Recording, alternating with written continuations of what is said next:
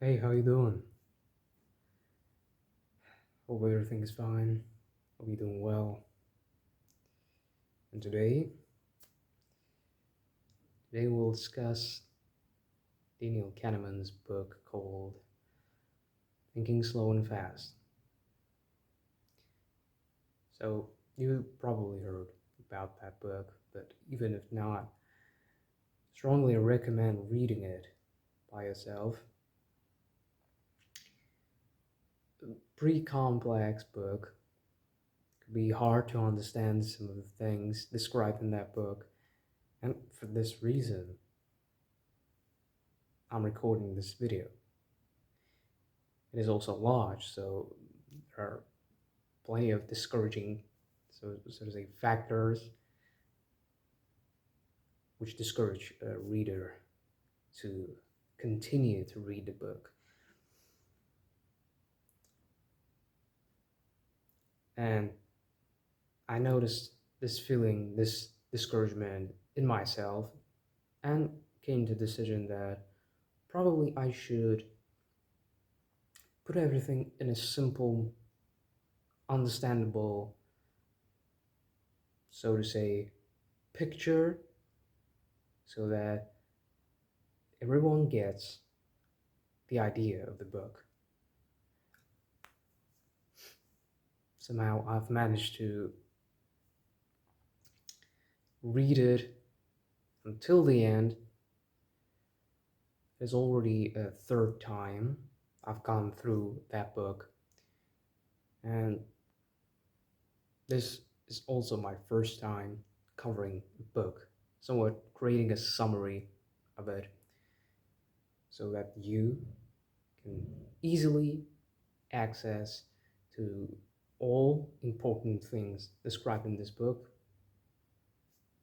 easily and with little effort. So, how exactly am I going to describe that book? Well, from each from each chapter, I'll choose, rather, I already had chosen some of the main topics discussed in particular chapters. So perhaps there might be some things that I could miss, but most of the information that I'm going to describe you is 100%, in my opinion, viable, valuable, and I think I did not miss some crucial parts while creating the, the script for this video. So right there, I got my laptop and script on it. So yeah, creating a summary is a hard thing, but nothing in life is easy. And thus, we just have to adapt to it. So, without any other words, any other ado, let's start. And we'll start with the most discussed topic in this book, which is two systems. Two systems, you might imagine them as two people sitting in our head, or just two polarities, right?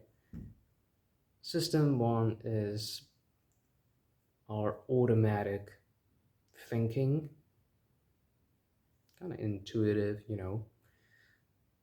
might be even called intuition, actually. And here is system two. System two is more of a analytical brother of System 1, likes to calculate and just watch watch System 1 to not behave in a insane manner. Yeah, but most of the time, even this protocol is not done very well by System 2, because one of the main characteristics of System 2 is its laziness, and System 1 has the main characteristic of a proactive person. So he's the main character in the whole story. He is active, he likes to shine and, imagine an athlete, all right? A runner. That's the System 1. System 1 does like to multitask. He likes adrenaline, feeling that energy in itself. Imagine that person. But System 2 is more of a calm person, analytical, And when the System 1 is running 100 miles per hour, System 1 in its car is riding 1 mile per hour, so it works very slow. System 2 is basically our slow thinking. System 1 is fast thinking. So just imagine that System 1 is running, all right? That's why we consider System 1 as fast thinking. But System 1, even with its car, with its vehicle, its speed is 1 mile per hour. So even thought it goes slowly, like a sloth. Even thought it is slow thinking, it is more accurate thinking. So thus, by using System 2, we get more accurate decisions made without any blunders. So I think you got the idea of the two systems, and basically System 1 and System 2 has some of the disadvantages, or so to say weak spots. System 1 has a lot of those, whereas System 2 has only 2 of them.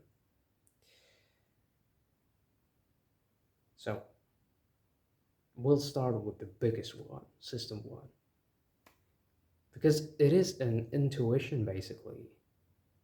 Of course there will be plenty of blunders in thinking fast. Most people think that we should rely on our intuition, because intuition is something unique in the human nature. No animal in the world can think as we think. No animal has intuition. So there are even some courses which help to develop intuition in ourselves. But I'm kind of skeptical about that. My System 2 does not really believe in that. But perhaps your System 2 is less skeptical and you might try out some of those. But untrained intuition is a very dangerous thing. Sometimes. Undisciplined System 1 could create a lot of fuss, right? So in order to show that exactly, I'll show you one interesting illusion that was described in the book, Liar's illusion. Perhaps you've heard that, or if you have read this book, you have seen it. So his illusion is basically consisted of two lines which have some arrows on their ends. So let me show you. Let me write.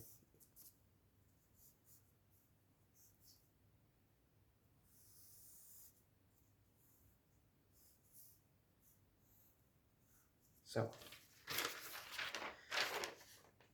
I made a drawing of that picture, so hope you can see it clearly. Now, identify which of the lines is shorter and which of the lines is longer.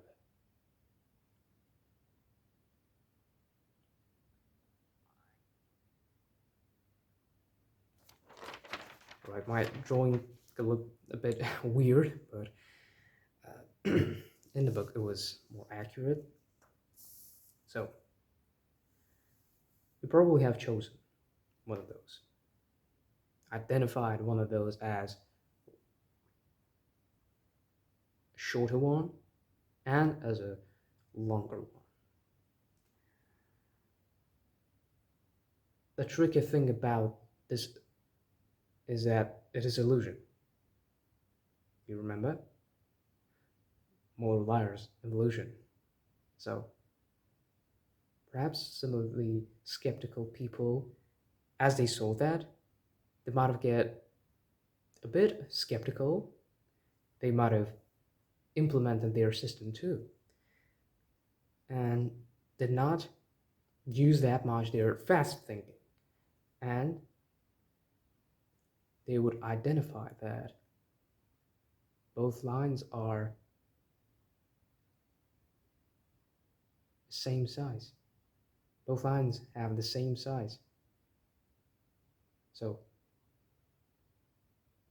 there is no longer or shorter line. When I first saw that, I was struck how stupid I was. I could have just took a ruler and measured each line, and just I could have came to the conclusion that both lines are equally long.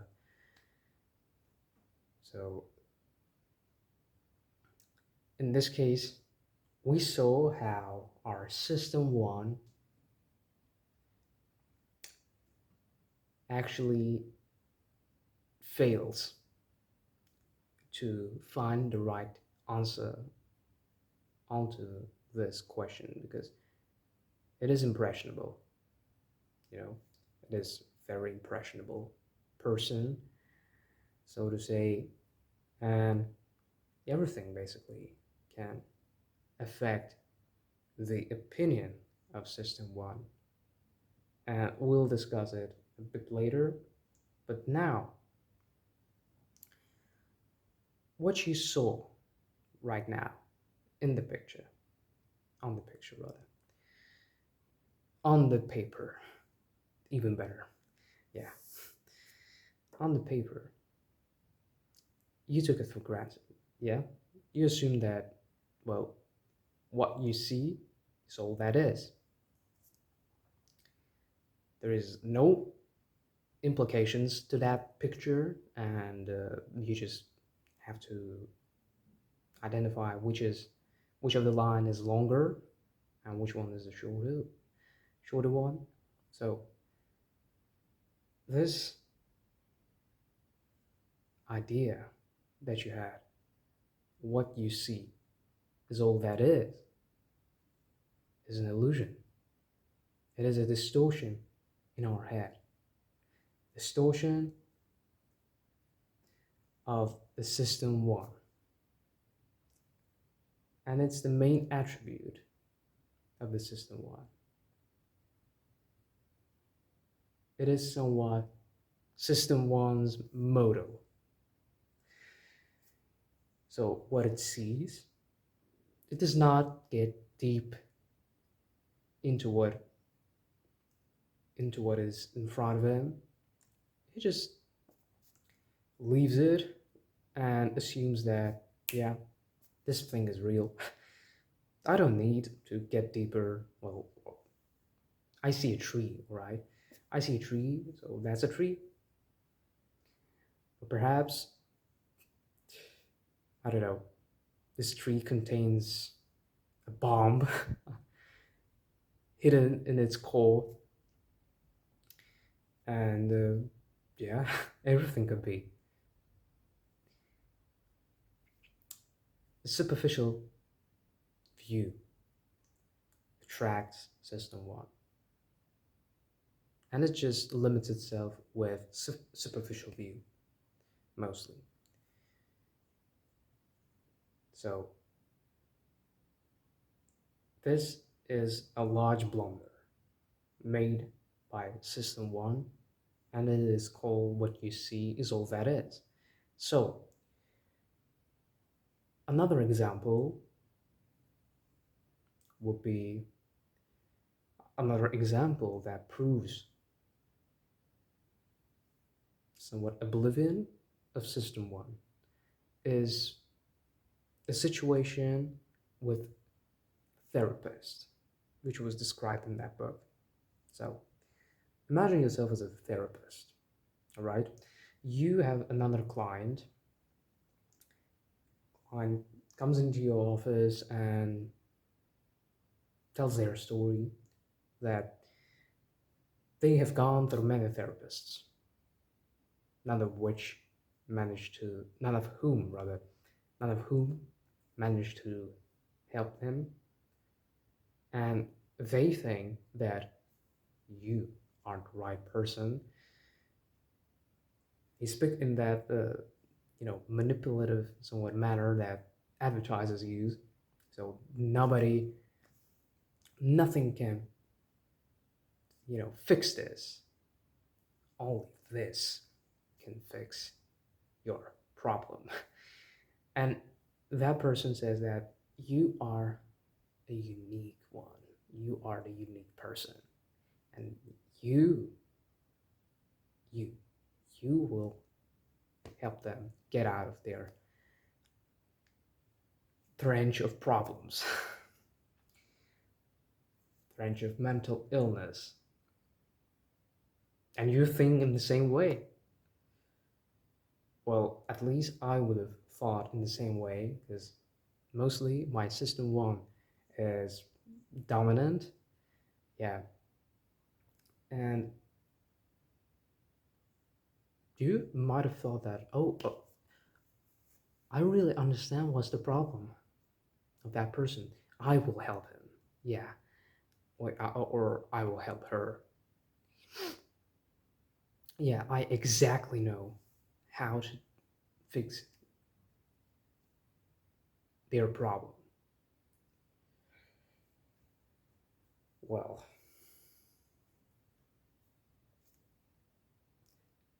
the problem is you won. You won't fix their problem.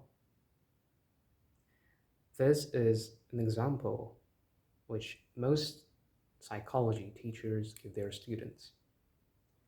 An example of psychopath. Psychopath loves to manipulate. You probably know that. And this is again another trap. Another trap in which your System 1 led you to. So you thought that there is no, implications to that. There is nothing that predicts or admonishes us of something bad happening, and you just go with the flow. All right, you go with the flow, and at the end your client will leave you and go to another therapist and say them that you were useless. You did not help them.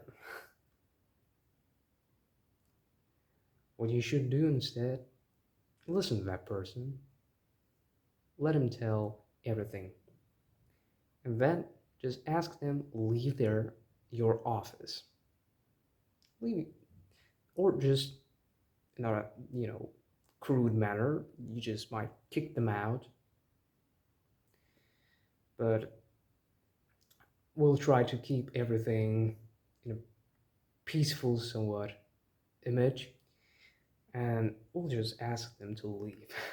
And we could not help you with anything, so sorry for that. Maybe next time, when you will be less manipulative, we'll talk with you. So this was another striking instance of oblivion of the system 2, or I'm sorry, of the system 1. Yeah. So another weak spot of our system 1, mental shotgun. It is called. It is called mental shotgun. So how does the shotgun fire? What is the range of fire of the shotgun? It's not. It does not hit only one object. It hits many objects. So its domain is large, as you know. Domain of hit, so to say, and the same thing as our system 1 when it makes some meaning out of everything we see around us. System 1 just strives to identify everything. So, is everything okay? There is no danger around us. So, yeah, probably everything is good. Oh, and then you see some person. Perhaps let's imagine that you're in a hotel. In the kitchen, you see a person who ate a soup, and his face got this negative expression. Your system 1 sees that and it thinks that something is wrong. We have to identify it. And then it gets a mental shotgun and just strikes that person mentally, so to say. And at that moment, when it fires with its shotgun, what happens is that it gets too deep. When we try to predict that why this person has this expression, or perhaps the soup wasn't tasted, or perhaps he got a cockroach in his or her soup, perhaps they had some problems with their stomach, and so on and so forth, until we get to the thought that there was a somewhere in an atomic world, which was in that soup. There was a war going on, and something happened. Boom happened. An explosion happened, and that explosion made her or him to feel unsatisfied or disgruntled. Getting too deep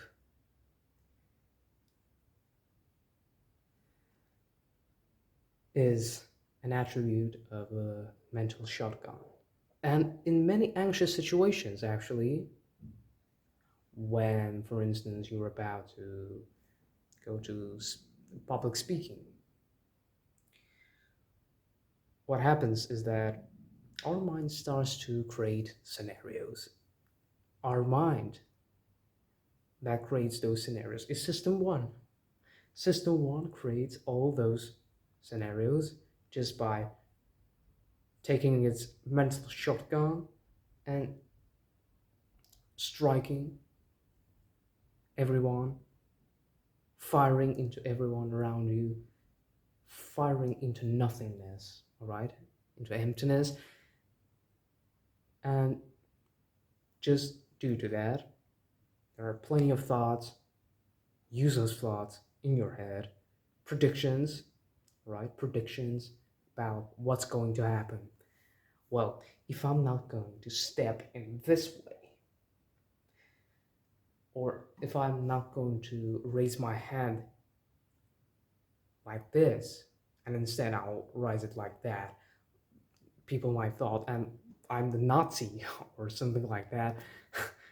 And yeah, just it starts to go insane. And because our assistant too is pretty lazy person, sedentary somewhat,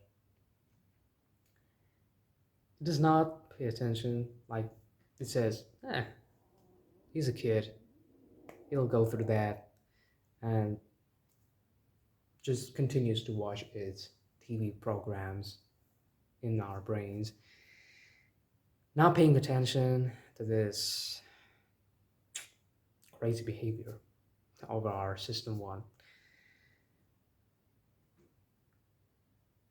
Another thing that mostly is regarded as a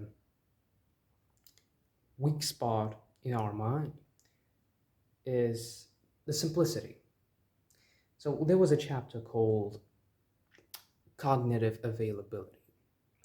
Cognitive availability, what it is basically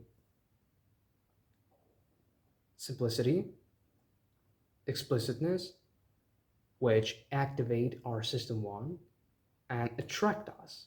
So let me give you an explanation of that, a bit detailed explanation of that. So imagine a word, khiyar, for instance. It is our word, and imagine that through this video, I mention it 10 times. You don't know what this word is, right? And it's a pretty simple word, khiyar. Like, I guess most people could, you know, pronounce that. And imagine, yeah, that I've repeated this word 10 times throughout the video. It is simple and it is explicit because you don't, out of every word I pronounce, you don't know, you're not familiar with this word.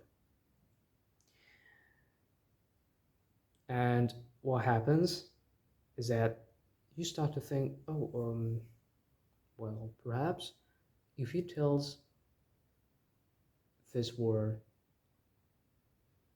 so many times, well, perhaps it is something good. Perhaps it is a good attribute of a person. Perhaps it is a attribute of a great leader. Khiyar, yeah. And this word, it is explicit and simple, and that's why your system one just remembers it. It easily puts that word into the spot, to the main spot of its attention, and just keeps it in your mind for the whole time and remembers it for a long time. So if you have been going through our streets and you have heard the word khiyar, you will smile. Oh, I know that word. There will be somewhat an eureka moment, you know, and you'll say, now I can speak in Azerbaijani. So this is Azerbaijani word, and this word basically means cucumber. Yeah, this word means cucumber. It is not an attribute of a good person. Actually, we use it a lot when we express some anger toward some person, and it's not a great attribute of a leader. So, unfortunately, it is not. But you get the idea. I think you have got the idea that simple and explicit things get stuck in our mind a lot better than things that are not so explicit, which we encounter not so frequently. So, from this chapter, we can learn how to, for instance, write a book or write a persuasive letter to someone. Perhaps you want to get into college, so you have to write sort of an essay or letter. Try to use those characteristics, simplicity and explicitness.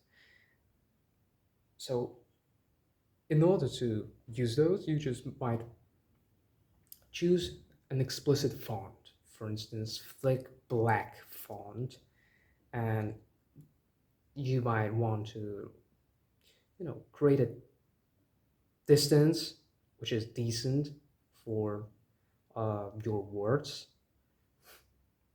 so that they are exactly seen and understood by people who read it. And this way, you will just easily get anyone to either, you know, mm, getting into college, or if you wrote a letter with context of getting some money, for instance, people will probably give you that money, or that person whom you sent that letter will probably give you some amount of money. So, but that's just an imaginary scenario, of course. But perhaps everything can happen in this world. So who knows? From that, we also learn that because of the, you know, somewhat obscurity, vagueness of the font, for instance, in the letter, we might just say that it does not matter, right? These, I can't even read one word in this letter, so I'll just throw it in the trash can. Probably there won't be something important, so I don't need it. And I won't accept it anyway, so your system one decides that there is nothing simple, explicit, so we won't read it. It does not contain something interesting, we guess, at least. So this is a large mistake. So even thought it might not be explicit or simple, you still might want to read it because something important might be written in that letter.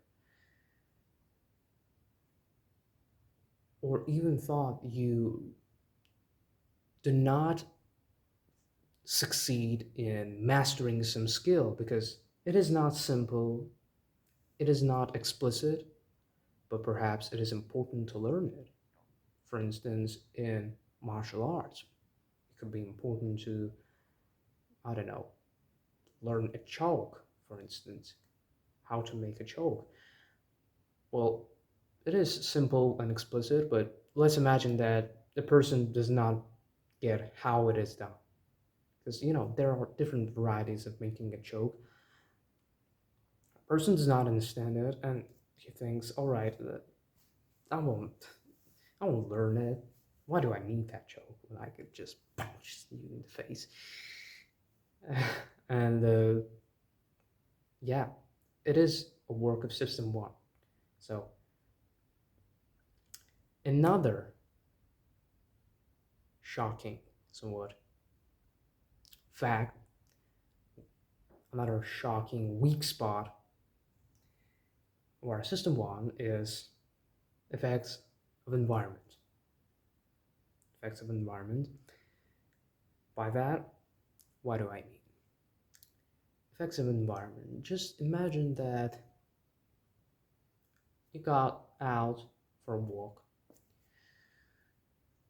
and there was a gloomy, dark day.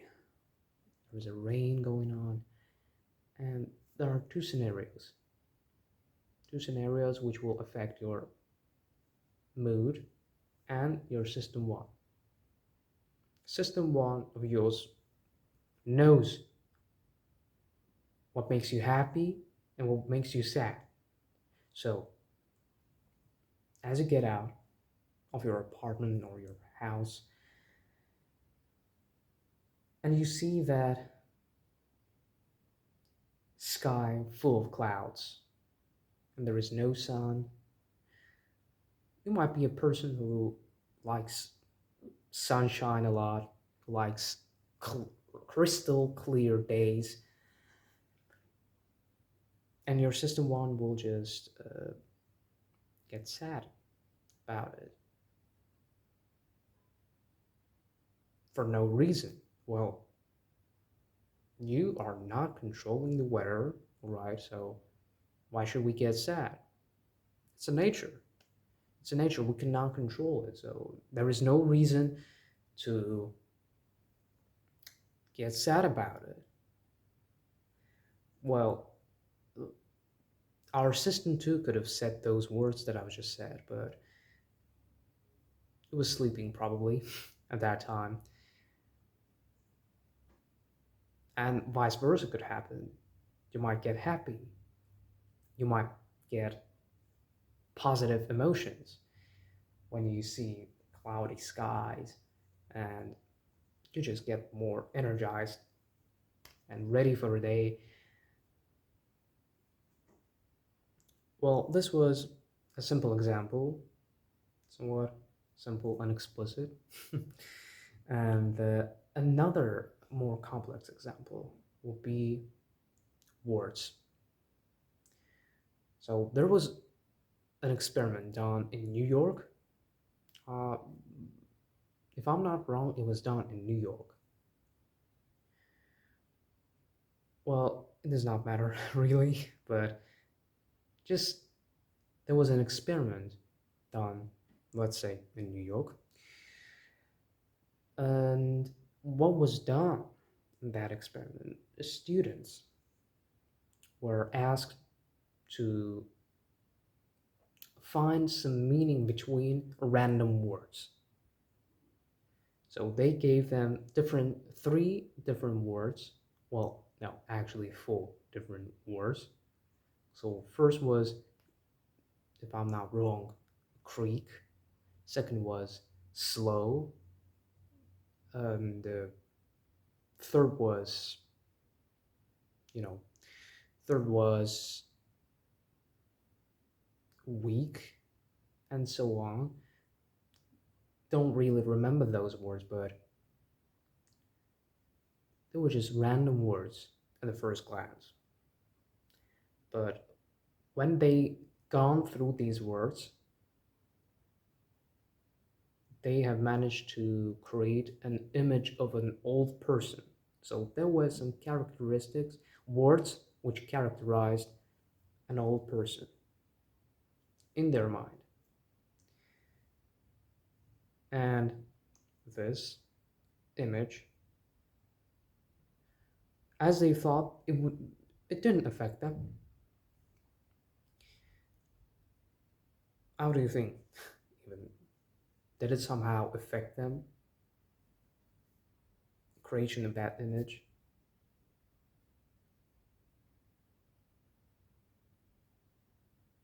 Well, they did not think that it affected them in some way.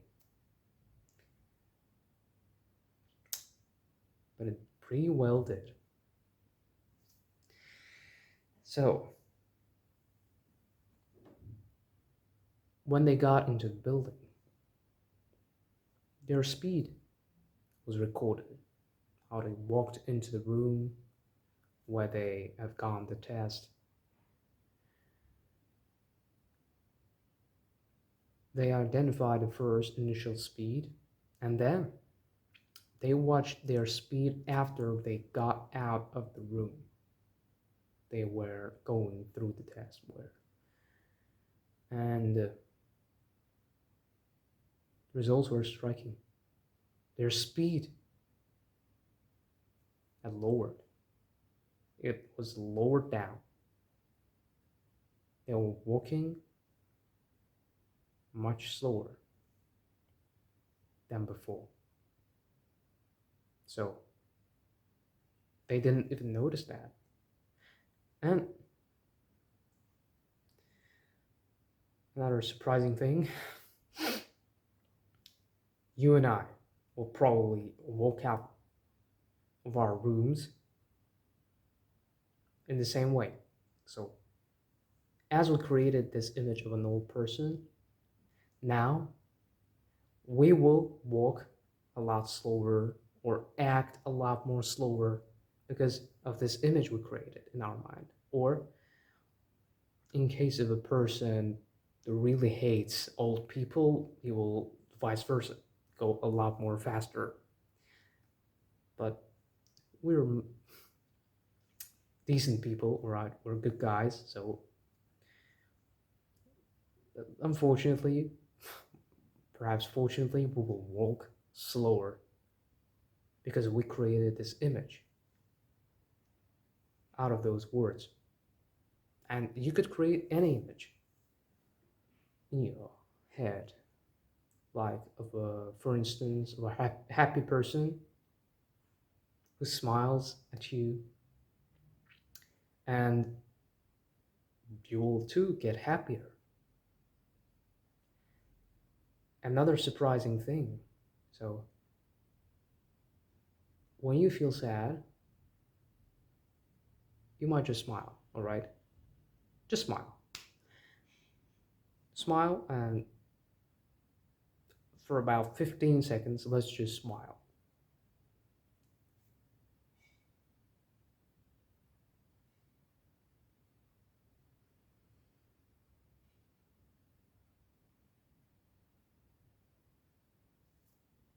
"15 seconds are gone.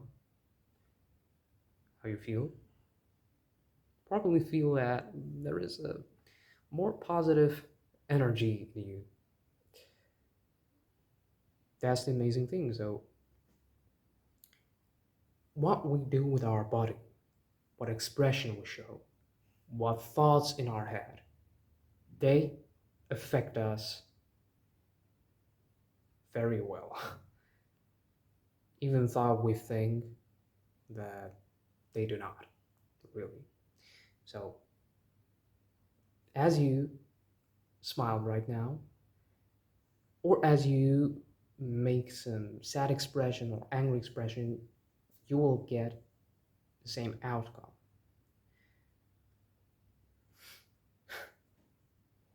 As you think of positive person, you will get positive. As you think of negative person who has negative, dark personality, you will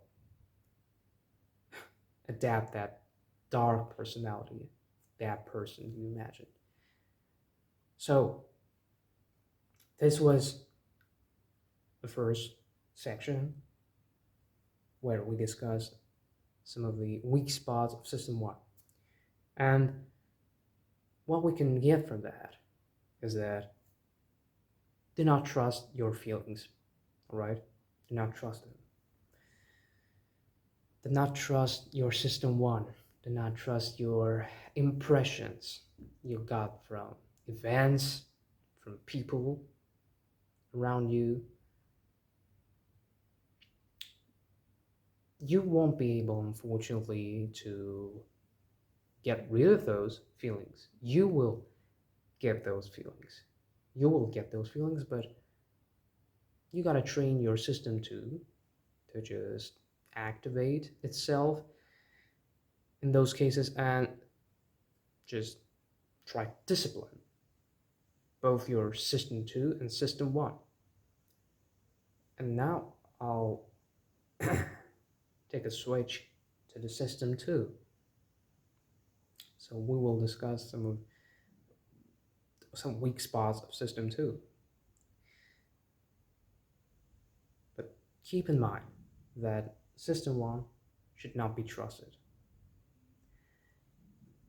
And when you get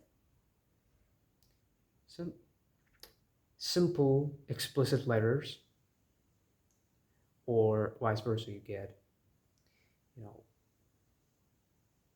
kind of obscure letters which has weird letters, weird distance between the words, you cannot comprehend it really.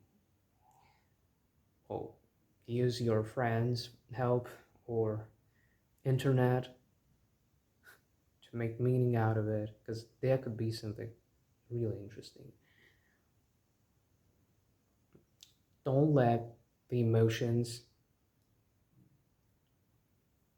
which you got from people around you get control over you.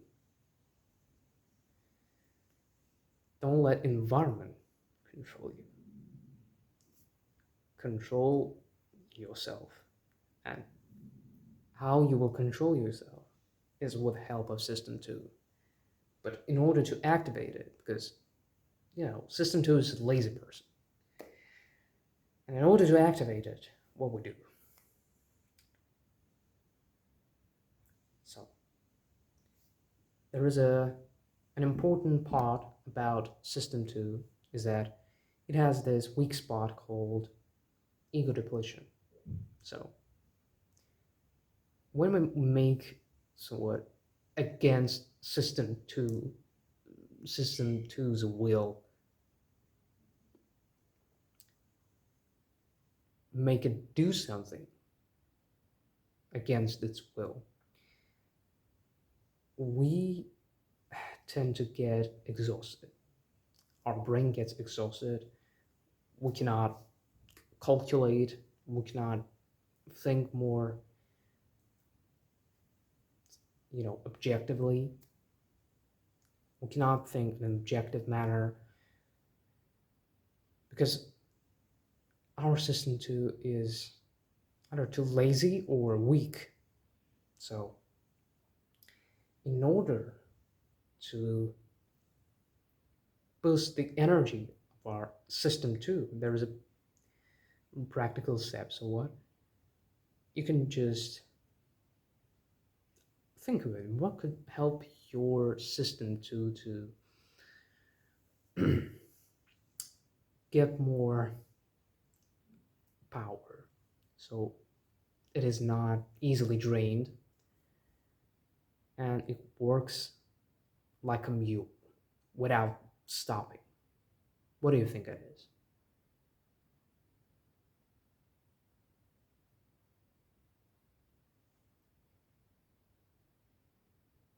People who had read the book itself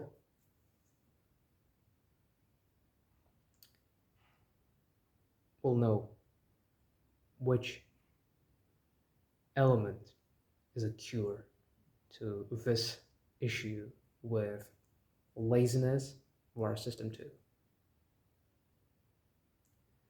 And it is glucose. So, yeah, glucose, or simply put, honey. So, honey contains that glucose in itself, and many things basically have glucose in themselves, but this one is the most simple and explicit example I could give you. And basically you could just pour honey into, or rather add into the water or lemonade or tea, drink it before you go to work. You might even subsume a liquid with honey with the liquid with caffeine, or basically coffee, Just drink coffee and the liquid with honey, and you'll be a monster, basically. You will work for hours nonstop. And the studies have shown that glucose added into lemonade have significantly dropped the severity, so to say, of the ego depletion.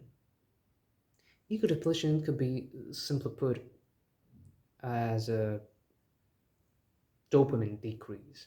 So I think many people are familiar with this term called dopamine. It is basically our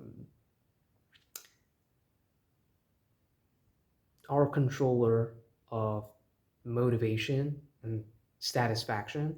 So it drops down, it goes up, drops down, goes up, and again and again. So when we do something we like, it goes up. When we do something we do not like, it goes down. And sometimes we just try to discipline ourselves to do the hard work, and it could be exhausting for our system to do that. And because of that, dopamine levels are dropping down.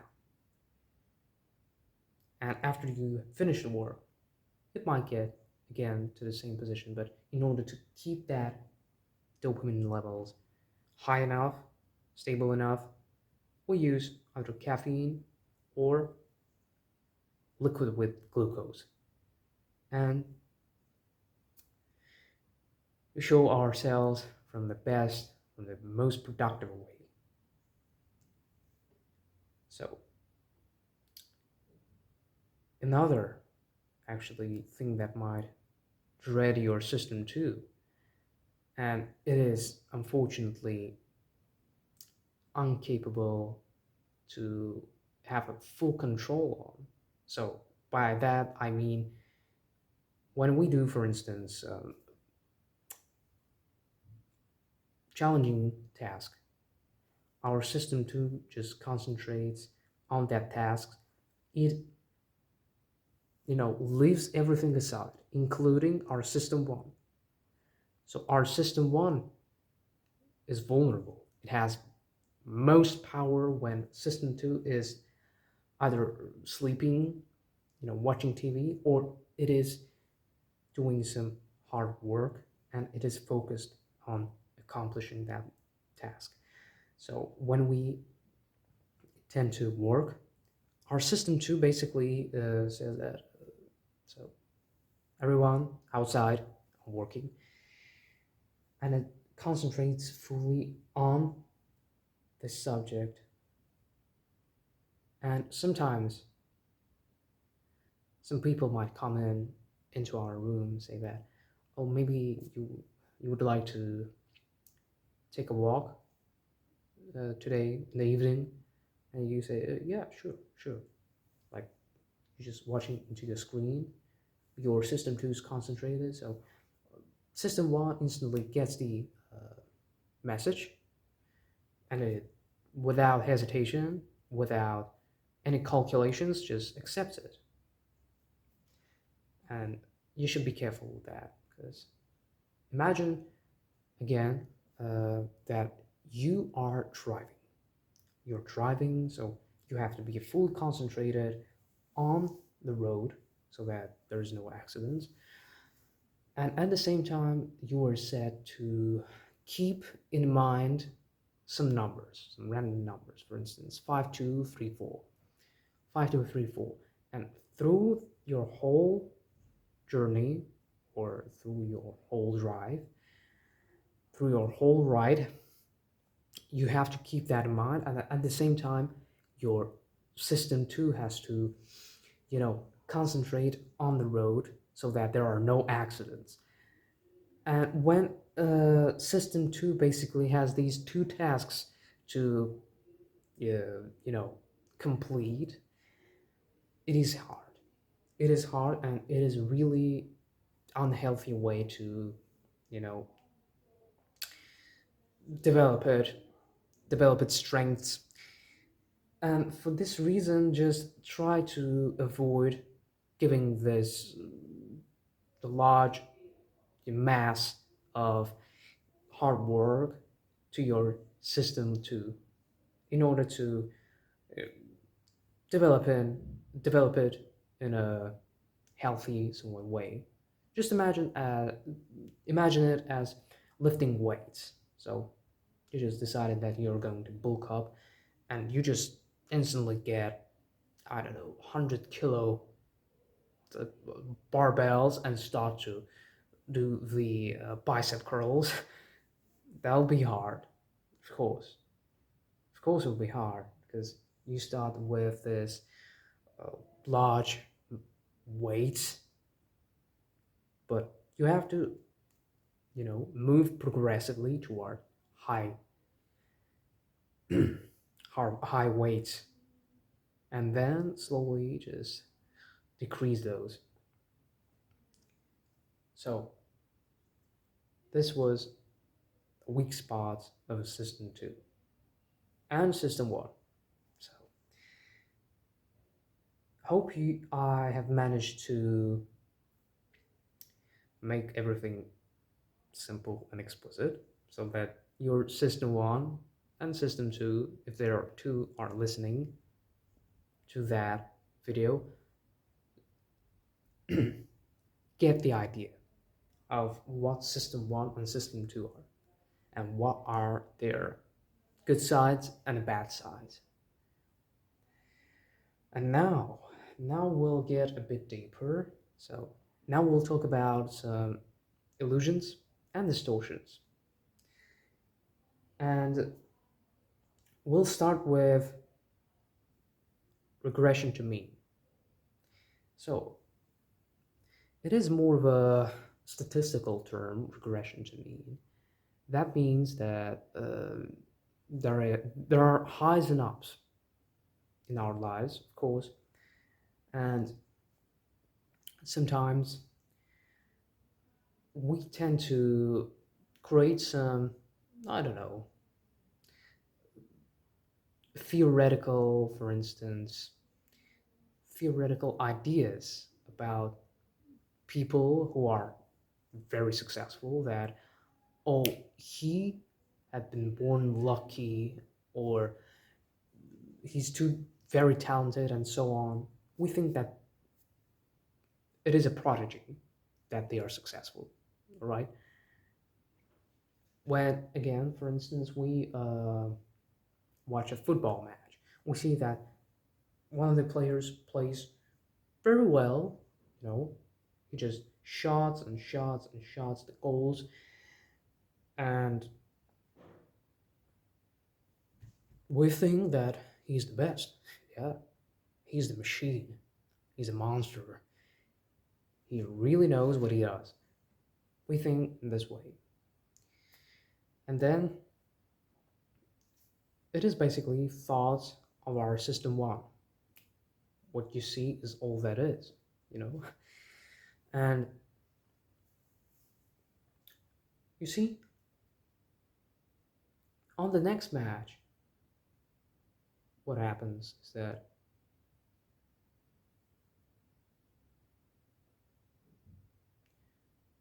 we think that he's replaced. It's not that person anymore. He does not play in the same way he played in the previous match. We are shocked, disconcerted. What happened? He was so good, and now he makes such a childish blunders. We're just thrilled with that, and in all, we got nothing to say but just stare with our open mouth, like, what what happened? And it is an illusion, basically. So what happened actually at the first match is that this person has a talent.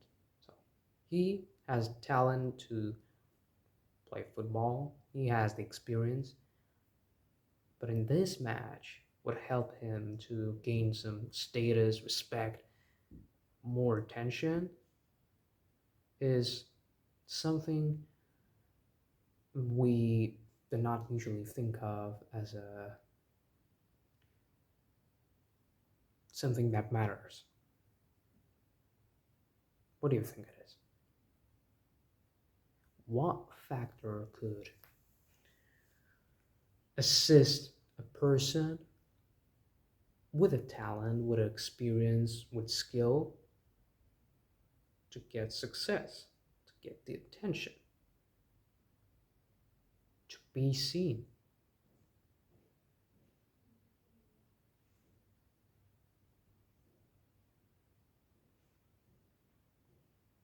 It is luck.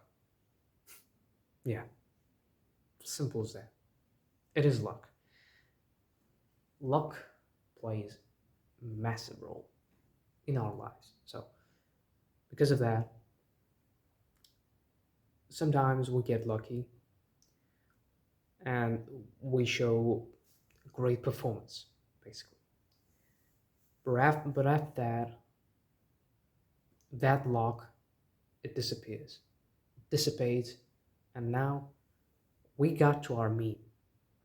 You can actually imagine that as our dopamine we talked about before. It goes up, drops down, goes up, drops down. It drops down to its mean, all right? Drops down to its mean.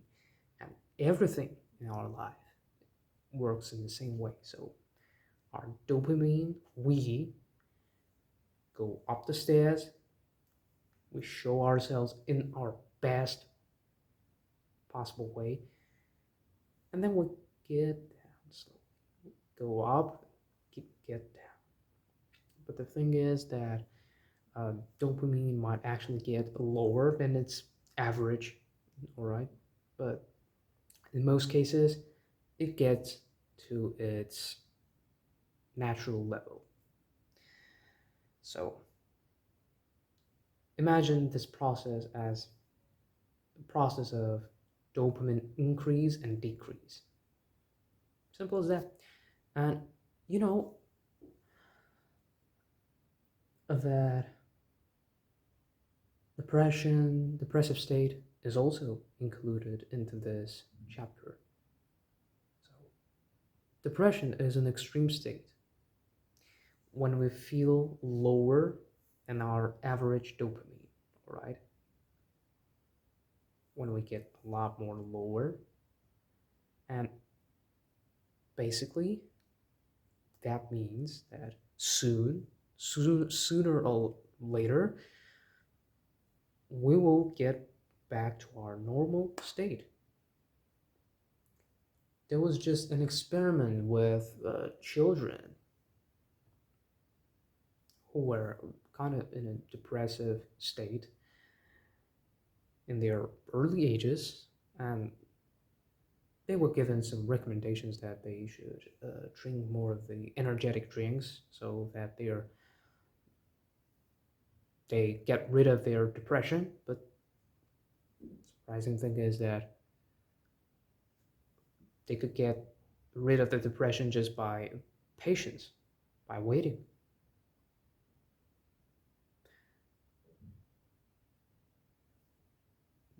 There should be no energetic drinks. There should be no pills.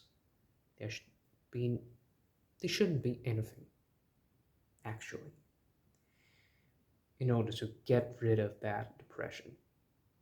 Because what happens is that, yeah, we got to the basement, basically. We got to the basement, but after all, we get out of that basement. After all, we managed to get out of it. Because, our life is not a constant, somewhat a linear thing. It does not work as a linear progression or decrease. It is like waves, all right? There are ups and downs, or they might be 2 ups, 3 downs, 4 ups, and so on.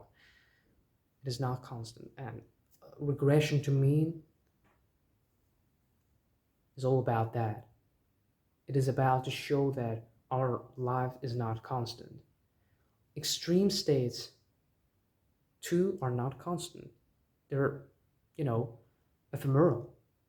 After all, we either will go down to our mean, to our average state, or go up to our average state.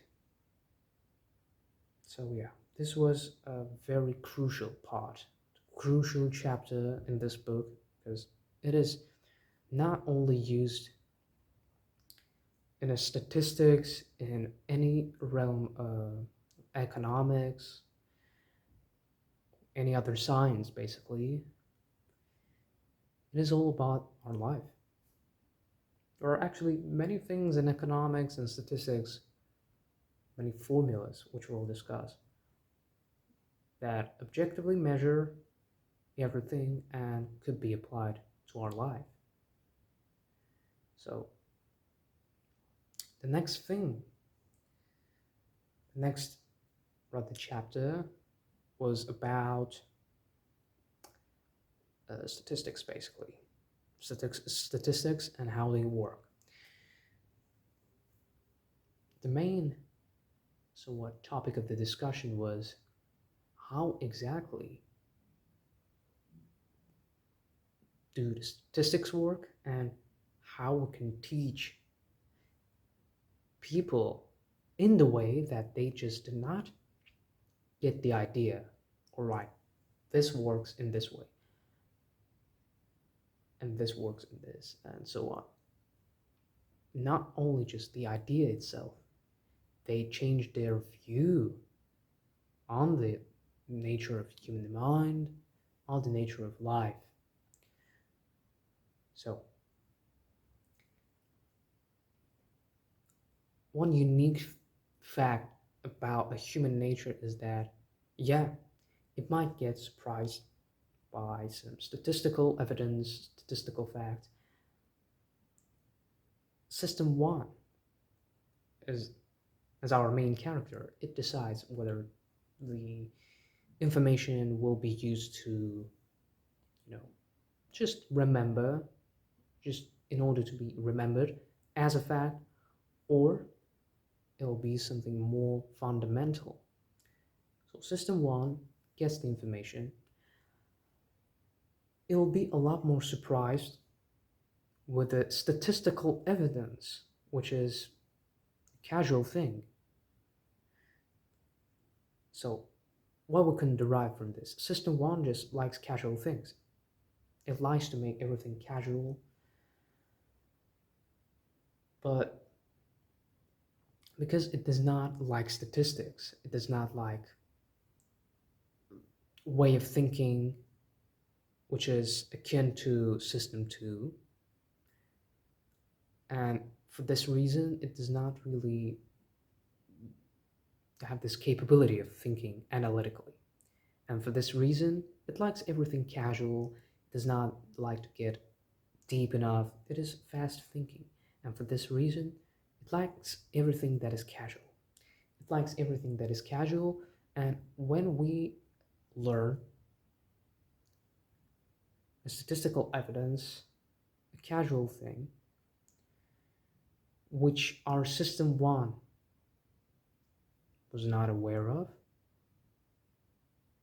it gets surprised.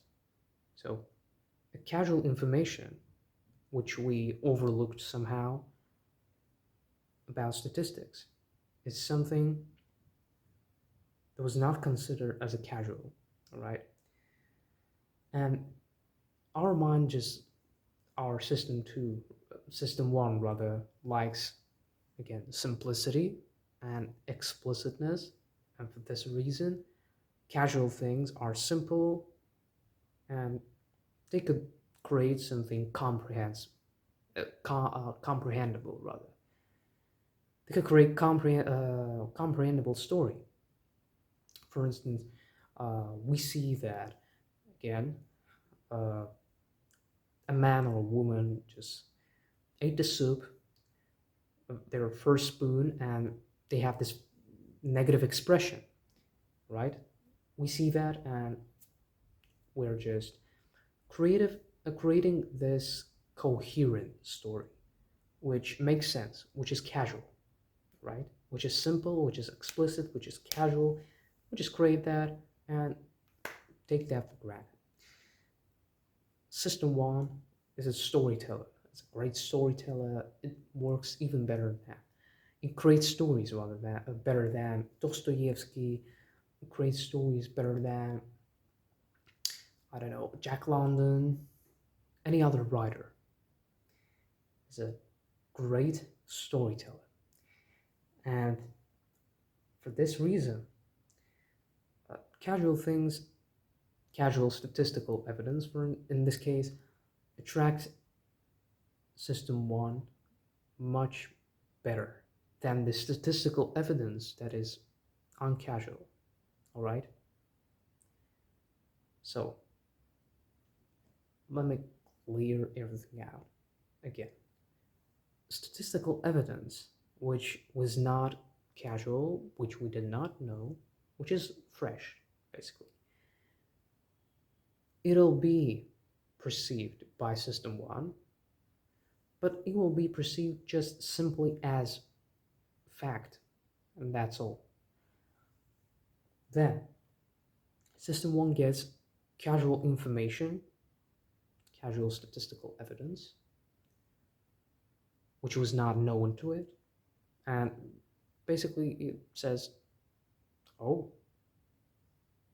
how could I overlook that? Well, I should consider that now as a casual thing, all right? This casual statistical evidence, which was not known to your system one, would be considered as a fact, and on some level, it will change its perspective. But now, what will change the perspective of your system one completely? What will change its understanding of our nature, of a nature of life? Listen closely. What will change our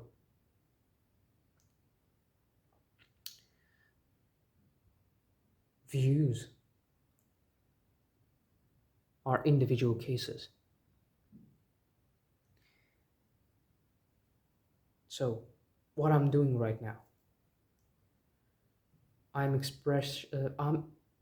telling you about my experience, individual case, all right?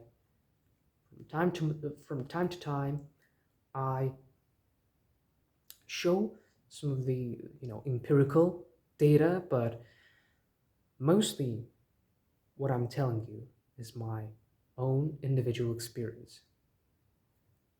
That's why many people watch more authentic people, because they're not just telling empirical data, they're telling individual stories, which are simple, which are casual, basically, and which are explicit, which are surprising. The best way to teach people is to show the individual experience instead of statistical or empirical data.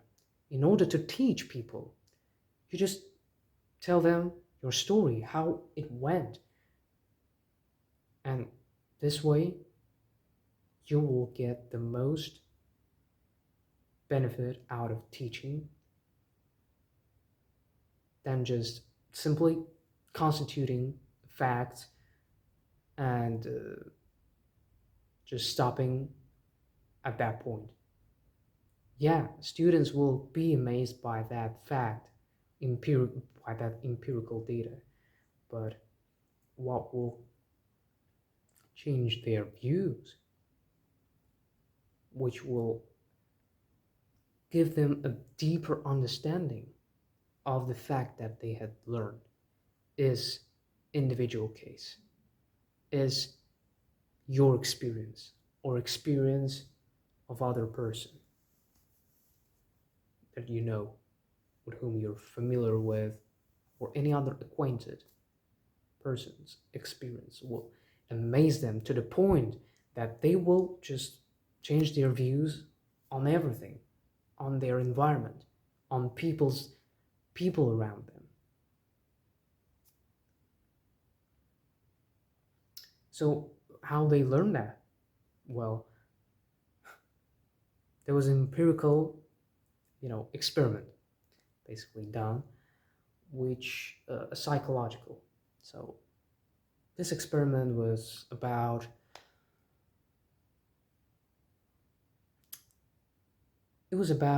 helping, readiness to help. A group of people were collected in a space where there were intertwined, uh, telephones, I guess, telephones. So each person could hear each other speaking, and basically among these people was one of the fake somewhat students, volunteers, and he had to just pretend that he had a seizure, right? So everyone gathers, everyone is everyone are in their cabins, telephones, speaking about each other, what they do, how they act, and when the turn when it is the fake volunteer's turn to speak, he just tells his story, and that what he does, free time, what is his hobbies, and so on and so forth. And he tells about his seizures, which might cure from time to time. And at some point, that volunteer, that fake volunteer, he pretends that a seizure is happening. And then he just stops speaking.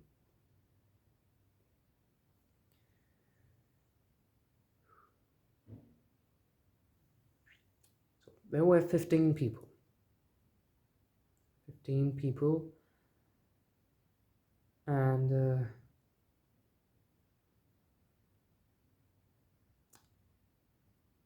what do you think is the percentage of people out of those 15 who, not the percentage, but just how many people had decided to help that person out of 15 people?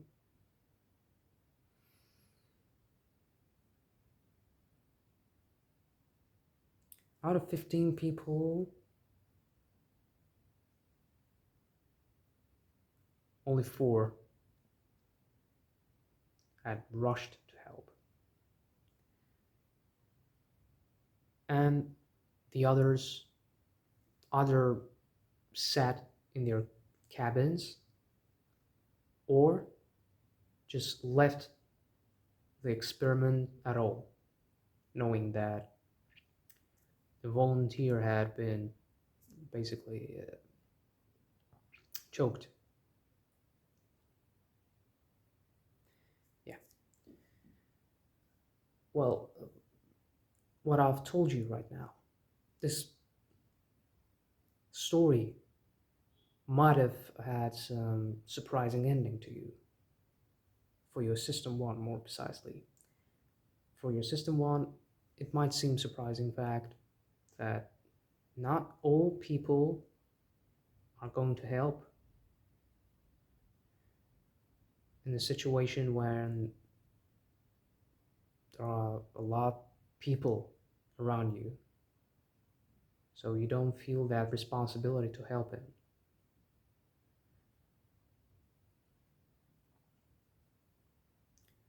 Vice versa would have happened when you were face to face with that individual and you were, basically alone. There were no people around you. And because of this crowd, people just tend to avoid helping, avoid taking the responsibility, because they know that, well, someone might help them. I don't really want doing that. And yeah, basically this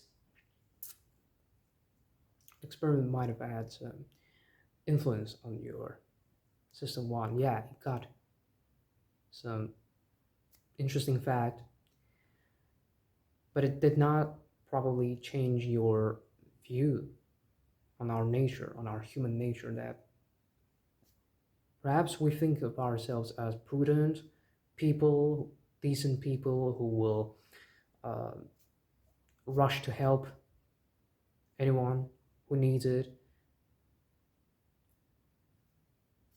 But your perspective on that had not changed.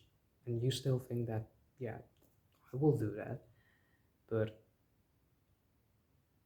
when the time comes, you will see that probably polar opposite will happen. And the same thing happened with those students. So they have learned the fact, but they did not really change their view on the human nature. So psychology is a difficult thing, thus to teach, because as you see, it is hard to really change students' perspective, people's perspective on their own nature, on nature of their uh, basically comrades.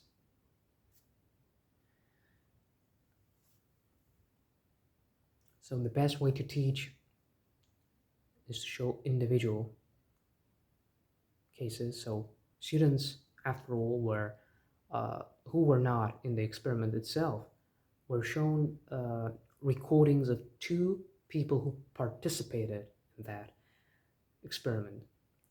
They were completely muted, so they could not hear anything they were speaking about. And experimentators asked them whether they think that those two people had helped a person who got a seizure or not. Well, they gave the presumptive answer that, well, either yes or no, but most people got the idea and they said no. And the surprise about that two individuals' cases, that both of those two individuals who were shown the students and who did not help the person who needed that. It surprised them. Surprised their system one, but their system one had also changed its perspective on the human nature. Yeah. It is a deep, deep chapter, so that it really strikes a person who reads it. And it really changes your perspective on how human nature works. So the best way to teach is to show individual cases. and to be amazed with your thoughts, with your experience, that perhaps it was wrong, perhaps you had done something in the wrong way. And when you get surprised that your experience was wrong, your perception was false, this will surprise you, but it'll also change your perspective. Mere empirical data won't. It might affect you. It might, make your system one to get the idea, get the fact, remember it, but it does not change your actions, change your thoughts about the situation. So, yeah. Then, small samples. Chapter about small samples. Uh, what is the small samples? Basically, it could be described as a narrow vision. So, small samples are basically a statistical term. Statistical, yeah, it was a statistical term. So, what it says that imagine that you have a collection of balls, basically, balls, different colors. Let's say white and red. One collection consists of 4 balls. Now, imagine that one person has to take out of the collection 4 balls, and the other has to take out 7 balls. So, again, there are white and red balls in each collection. And who do you think will get red balls much frequently?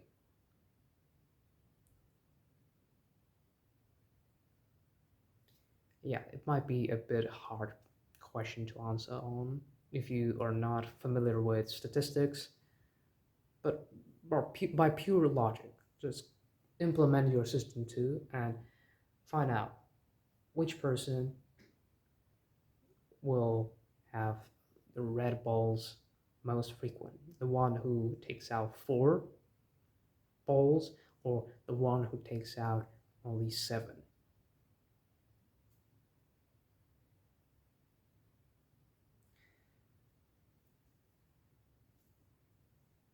I think you have managed probably to find the right answer, but even if not, you're still a clever person whom I respect because you are striving to study. And the answer is a person who takes out only 4 balls. So among those 4 balls, there is a high percentage that most of them will be red. But when the other person takes 7 of those, the percentage of red and white will be a bit different. So there will be a lot more less of red ones than the ones who are of a white color. So I forgot to tell you prior to that the percentage of white balls is more is larger than the percentage of red balls. So yeah, it was my blunder, but probably out of this, probably you got the idea what is a small sample and what is a large sample, basically. Small samples are simple, so they are mostly considered as as a good thing by our system one. So many statistics are using those in their creating an empirical data, but that's not what we are talking about. But basically, what you need to know that those small samples are not trustworthy. So uh, bigger samples are a lot more reliable and a lot more accurate. So let's imagine, hmm, let's imagine that you were on a selection of a president. You saw that, oh, this president has spoken very well on the interview.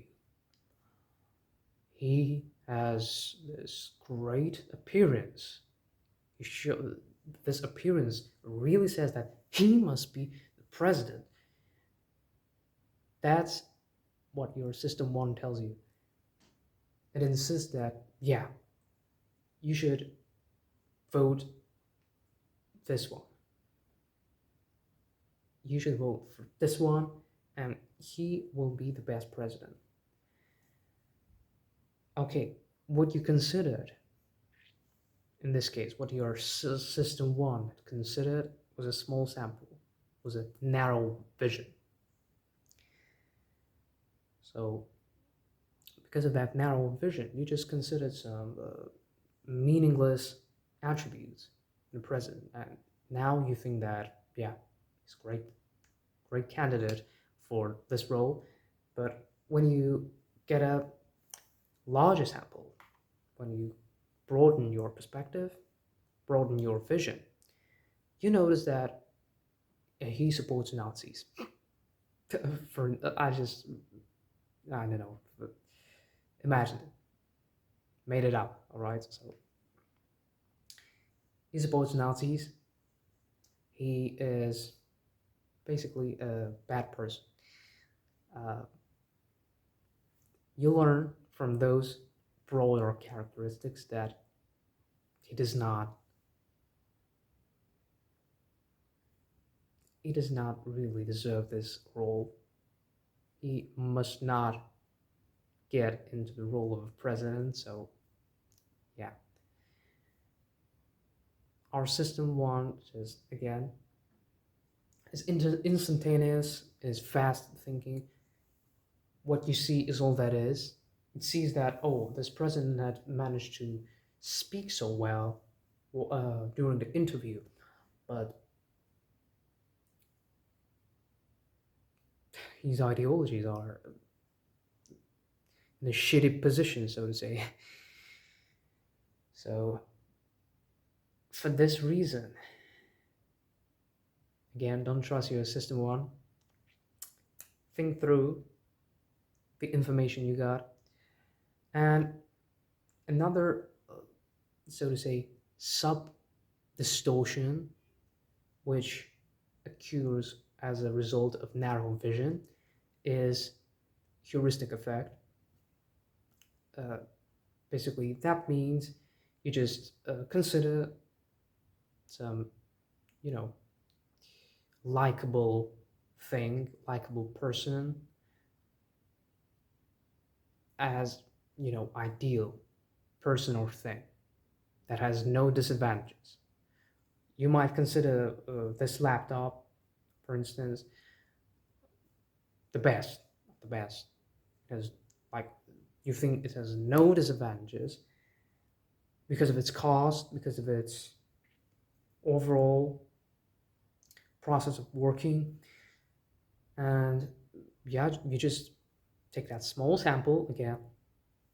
What you see is all that is, and think that it has no bad sides, it has no weak spots, and this is basically called heuristic effect. So you do not broaden your perspective.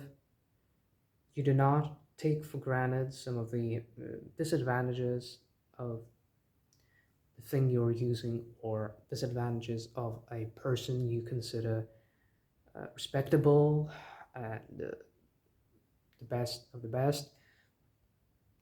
So everything has disadvantages, and things that might look like bad or that impose some, superstition to you might actually be a great tools, great gadgets. They might be great people, but your system one assumes that, well, what I see is all that is. See how large and how fast is this effect of what you see is all that is. It is basically the base of a system one, as we understood before. It is a motto of system one. So be careful with that too. So when you think about going on a travel, don't just decide that you will go to travel just because there are plenty of good trees, there are plenty of hot girls, and so on. Broaden perspective. Use larger sample. So perhaps there is a not that of a fresh air, for instance. It might be actually unhealthy air.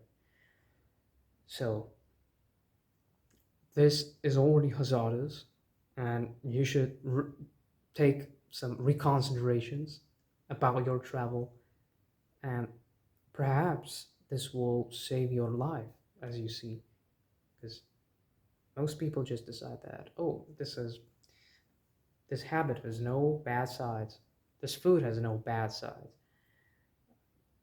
but it appears to be that disadvantages could be catastrophic. Disadvantages could be catastrophic, and you should consider them. Consider them in making decisions, in planning, which we'll discuss in the next section. So yeah, just again, do not trust your system one, your first impressions, and implement system two. Analyze a bit more. Also, there is another illusion, another distortion,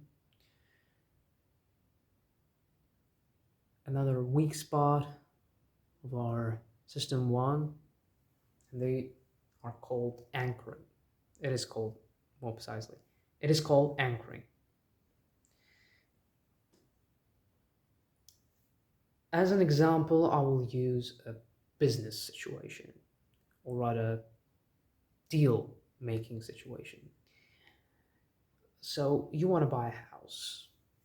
You come to the place where you had to meet the salesman, and he presents to you the exact number that he wants. All right, he got you got the idea of the number he wants, and actually he just suppressed your freedom of decision. All right,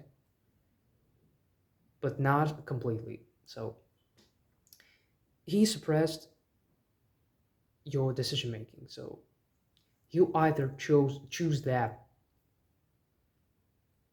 you either choose more, which we want, which you want, and you just use this number as a base, as initial point, as a starting point. You won't go beyond it, of course. Why not? You might want to go a bit to the back, so to say. You might want to lower the price. And you actually forgot about the ideas you had, about the real number you thought about. And for this reason, you get under influence of another illusion created by system one called anchoring. You use as anchor this number, this price. Or it could be in a situation when you want to get some opinion, right? You listen to some guru or some friend of yours, and you just assume that, yeah, this is the way I'm going to deal with different things, whatever the problem is. Yeah, it is great advice. So, yeah, I'll use that as an anchor, and there is no other way for me to deal with that problem. Well, again, this is narrowing vision using small samples, and you could actually now, from now on, use this as a faculty, use this illusion, distortion that all of us have. So when you go to the meeting with salesman, as you get in contact with him, you just tell the number you want, you desire. And thus, he also gets this starting point. It gets under the influence of anchoring. But in the case, if you got into the anchoring, if you got under the control of anchoring, you might just simply tell yourself that this is not what I want, okay? Just first of all, I recommend you just detaching from the situation. So step back, for instance, uh, not for instance actually, but actually step back, all right? Step back for a second and think about it. Is this the real number which I desire to see? Well, I know that this price is, you know, it is overestimated. So it is exaggerated. I know that this price is the right one. You state to that person that you will agree to buy that house on these terms, that you will use as a base this number, not the number presented by salesman, or otherwise you'll just leave. You stay persistent in this case. You say that I will go away. I won't take that deal, and I will not buy this house if we do not play this game by these rules. You state that, and if it does not agree, you go away. This is a bit, rude way somewhat to act in this situation, but you also might use a minimum price for the salesman based on the anchoring. So you could use that number you gave, for instance, 365K. All right, let's imagine just this number, and you say that, well, I think that I'll take it for 335, 35, yeah, 35. And the salesman agrees. He thinks that, well, this is also not a bad number, so why not? This is his minimum, so it is both good for you and for the salesman. So you just identify the minimum for the salesman, and if this minimum does not seem attractive to you, use the first method of getting out of the cloud of anchoring. You state that we will play under these terms, or otherwise I'll leave. So yeah, and Another way you can use anchoring, the knowledge about anchoring, is actually as a leader. So this is important. Note it somewhere and just keep in mind. In order to make independent opinions, so as a leader of a business, you'll probably have some meetings with your subordinates. Imagine that, yeah, there's a meeting and you just want to collect opinion of every person who sits in the boardroom. And in order to do that, you want independent opinions, all right? Or even in the case of just not business, you want to collect some information independently. You isolate each opinion. So, in the case of business, you just grab a paper, just slice it into different parts. For instance, if you got 4 participants besides you in this meeting, you just take and not slice actually, but in this case I have to slice the paper onto the 4 different parts. Well, they actually have to be similar, but anyway. And you just give those 4 parts to each participant of the meeting and tell them to write down their opinions before meeting, right? Before meeting, you just give them those 4 papers and say that you have to write down your opinion, how you think personally about that, and then bring it back to me so that I could see what your independent opinion, your independent idea is about. And perhaps we will use your idea as the main somewhat anchoring point for our blueprint. So yeah. And you just get all the independent opinions,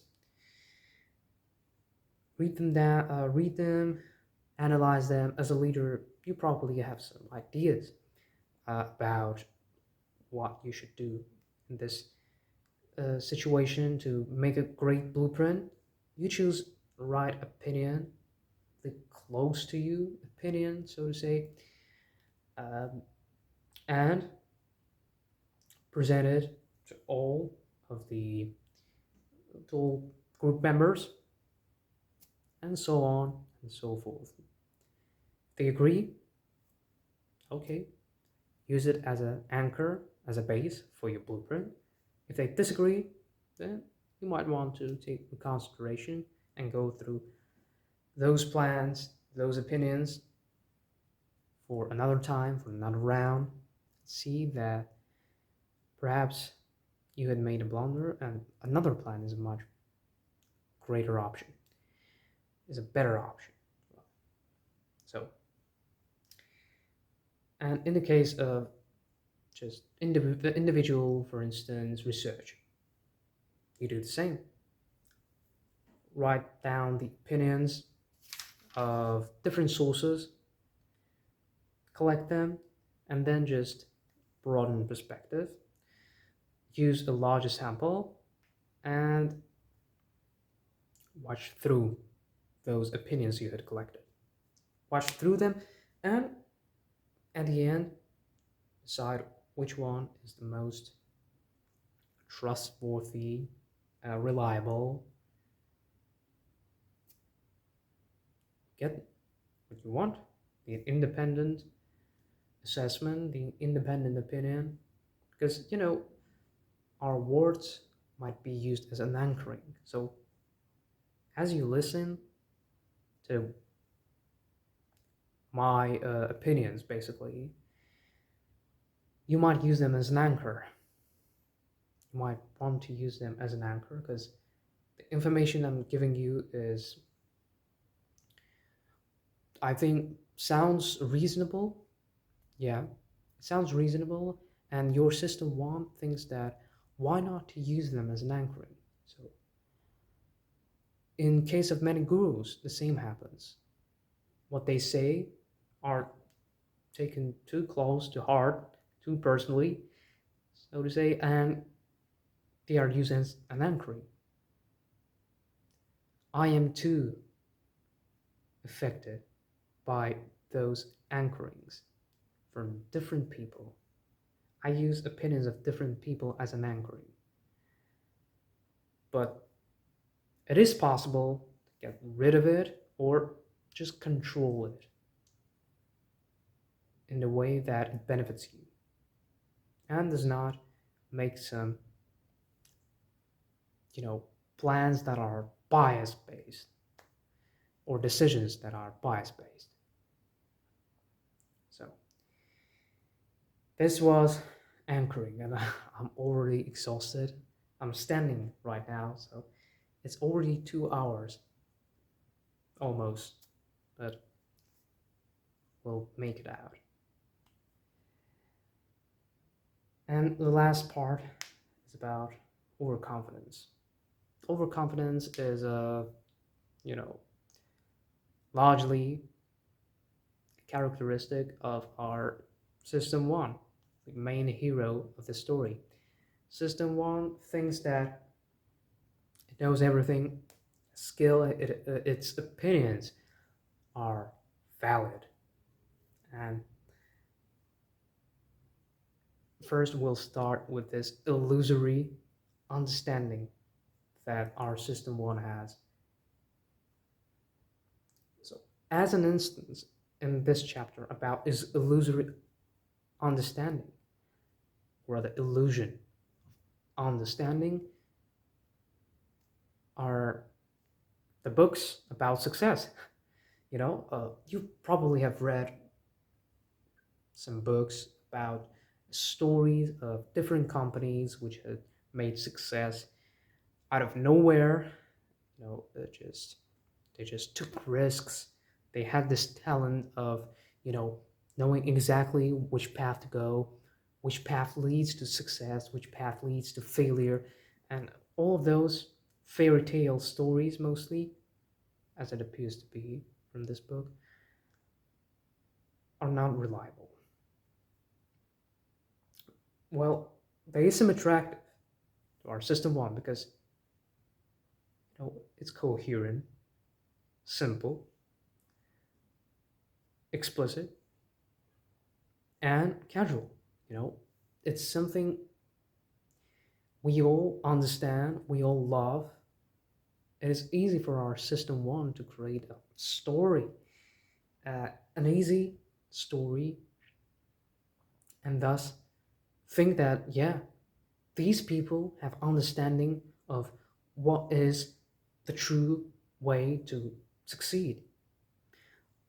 Oh, I know right now too that in order to start a business, I should go and, I don't know, suffer. I should go through bullying periods in my school years and so on and so forth. Yeah, they might work. Yeah, there might be some of the principles which actually are valuable, basically. There might be some reasonable practices which really get you to success, but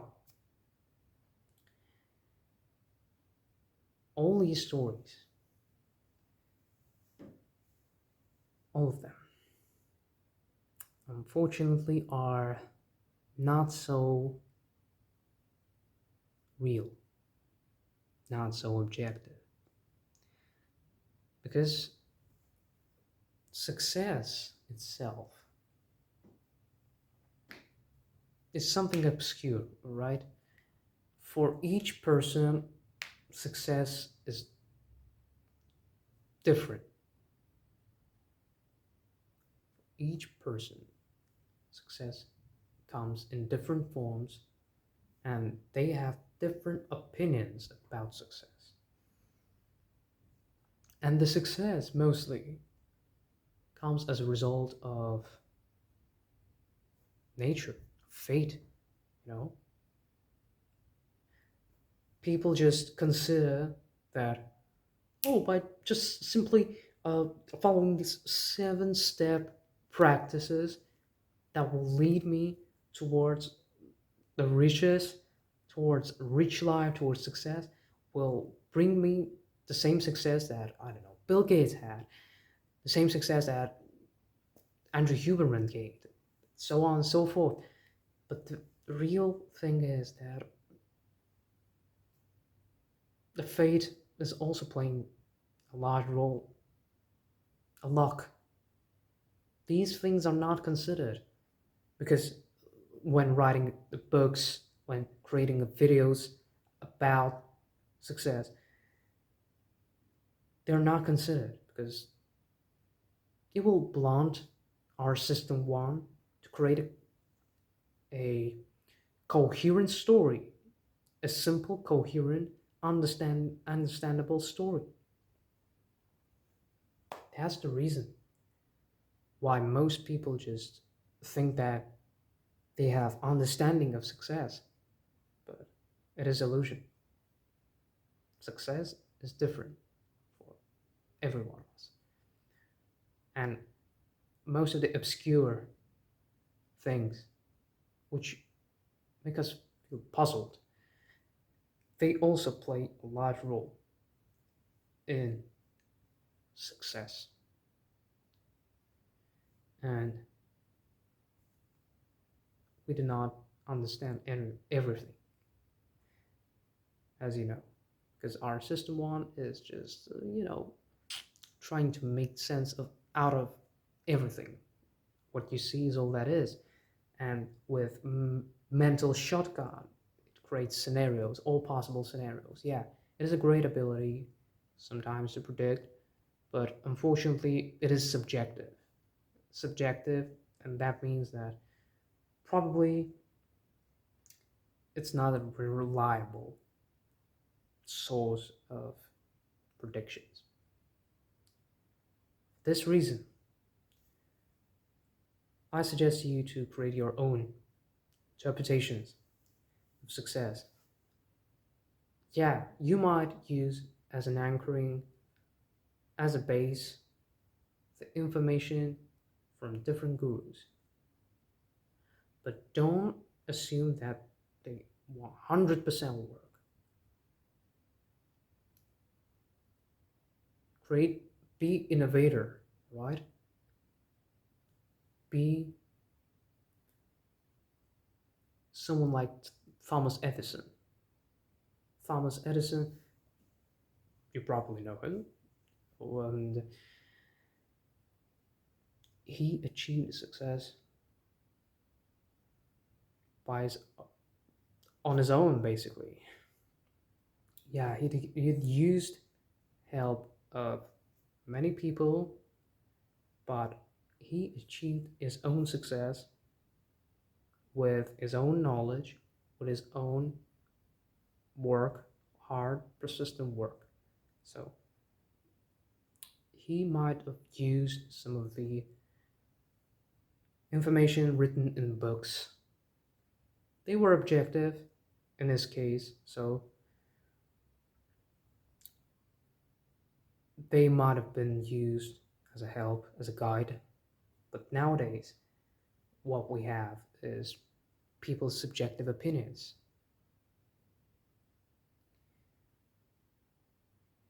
You might use them too. Use them too, yeah. Use them as a base, but do not just take too much out of that. Okay, keep that in mind. Keep the information that uh, different gurus tell you. Keep the information that, I don't know, David Goggins tells you that you have to be, you know, you have to go into war with your mind. Yeah, there is a need to go to war with your mind in order to achieve success. But how exactly is upon you. So, imitation does not lead to success, right? exact copy paste will not lead to success. Well, we had to talk about understanding, the illusion of understanding. Now we talk about success.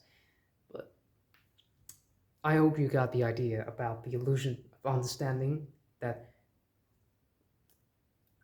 the the factors of success are not simply the methods by which people attain success.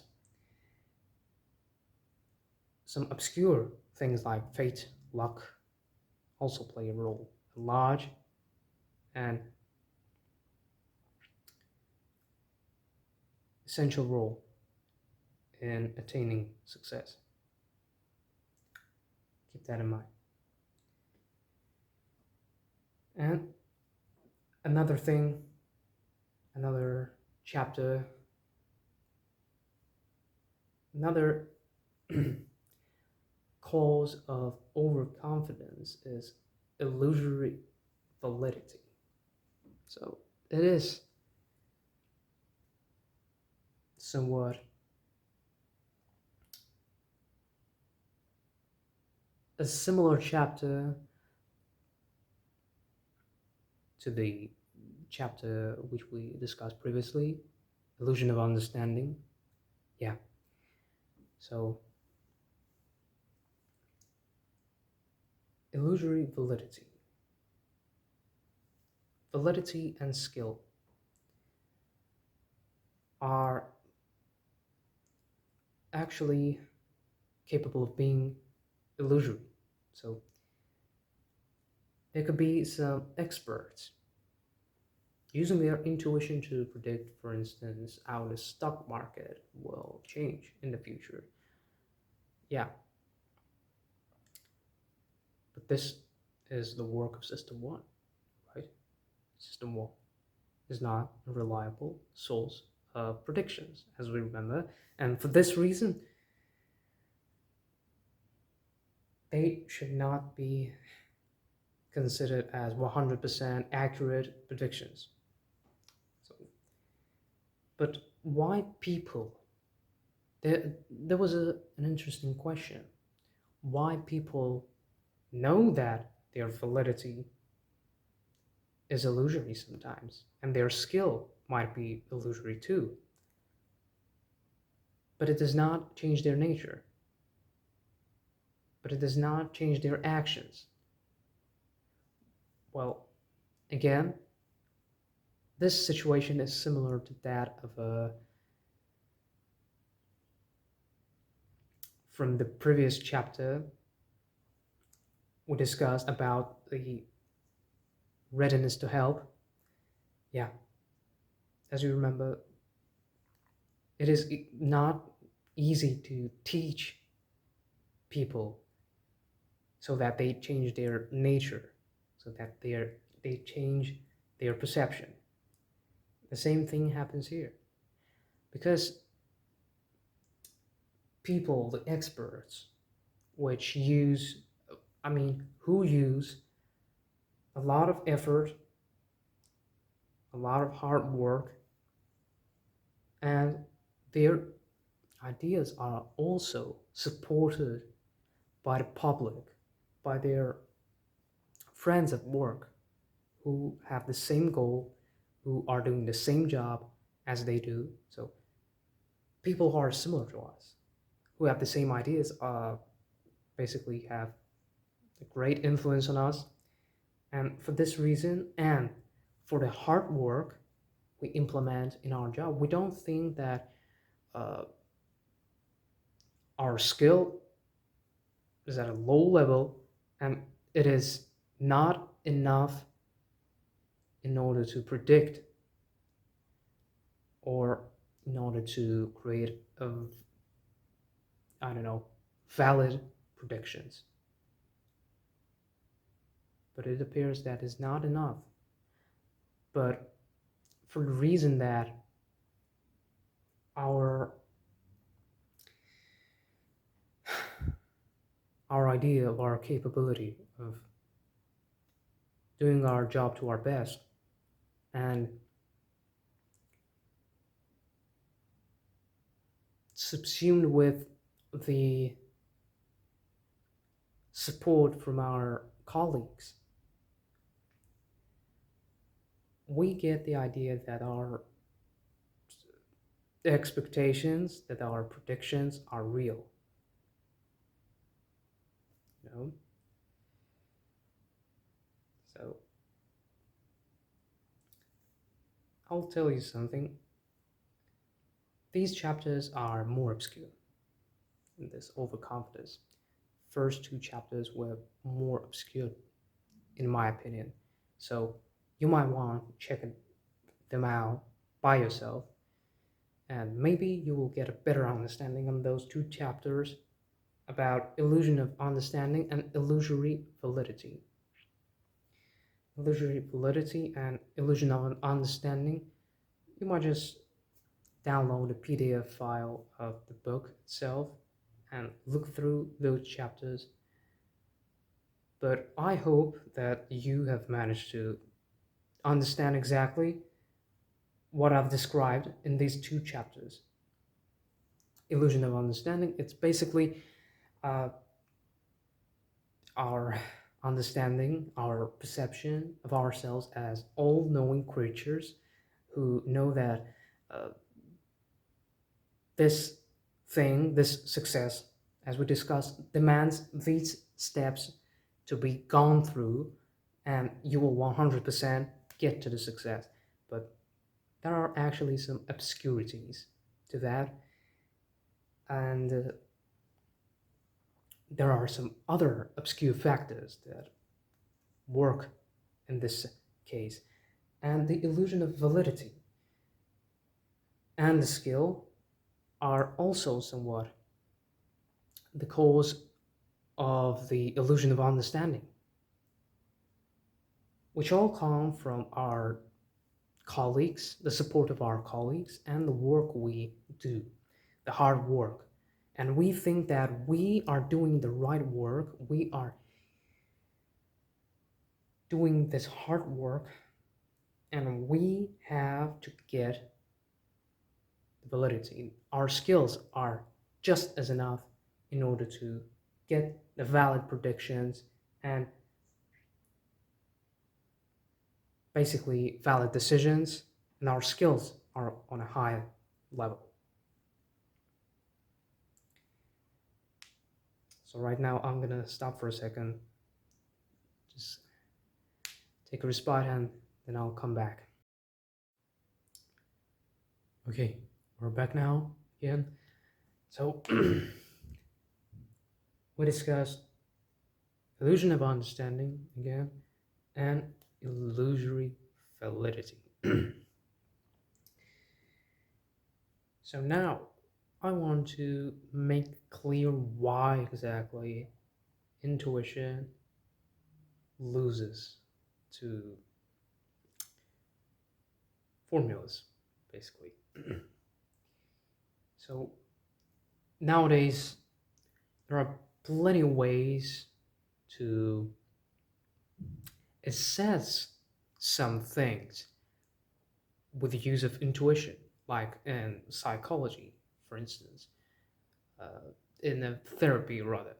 In the realm of therapy, people just, therapists basically, might pigeonhole a person just by looking at them and learning some basic characteristics which might show that this person might be regarded as a person with psychosis. This person might be regarded as a person with schizophrenia, and so on and so forth. People just love using intuition in this sense, is, you know, it's their opinions. It's something of their own. And they're confident, of course, overly confident that their uh, results, their opinions, decisions that they make are 100% accurate. And there are no blunders to them. But it appears to be that formulas are better for assessment, anything basically. If you're planning something, use some type of formula. If you desire to hire someone, again, use formulas. So, yeah, it is seductive somewhat to use our intuition, perhaps, but formulas are working better because their objectivity is a lot higher. Of course, perhaps those formulas might not be completely accurate, might not be completely objective, basically.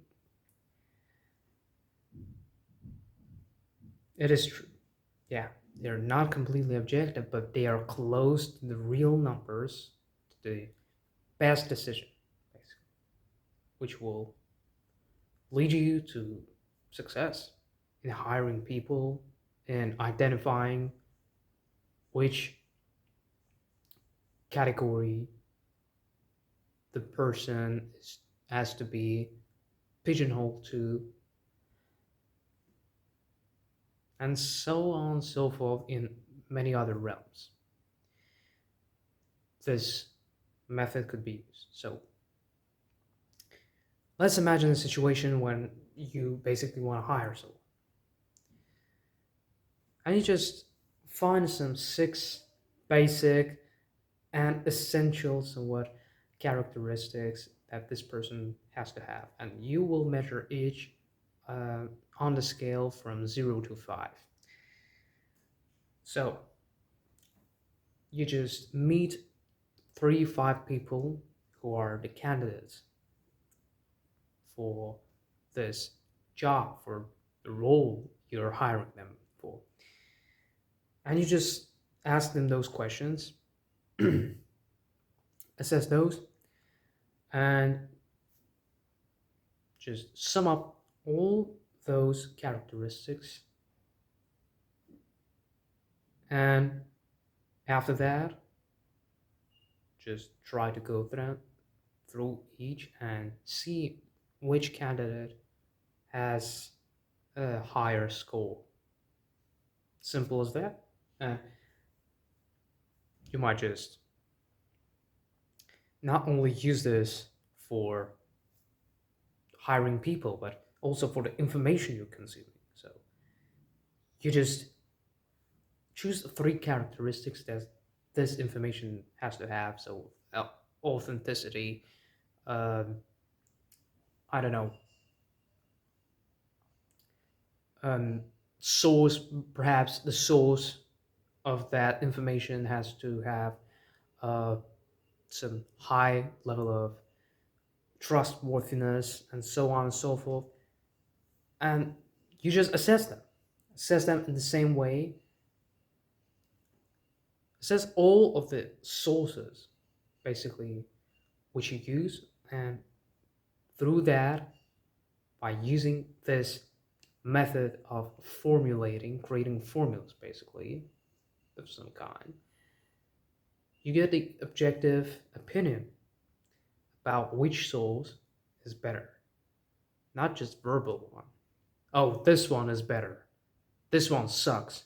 This one couldn't be regarded as authentic and trustworthy. These are just simple words. These are words of system one.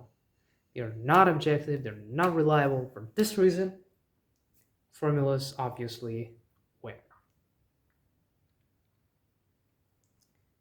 And I think it was obvious even before I was describing this chapter. Hands down, formulas win.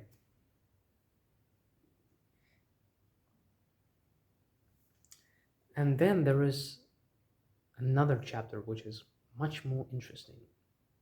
When exactly can we trust the intuition of an expert? It is something controversial, actually. So, intuition of an expert. People might think that, oh, well, without any doubt, we should, you know, rely on them, on their intuition too, because they are experts, they have experience. Well, as an example, let's take chess round. So, in the chess, people, grandmasters, and professionals in chess might automatically create the whole strategy just by one look on the board, on the chessboard. How is it that they are capable of doing that? Well, it is experience. It is experience. It is the rehearsal they had gone through.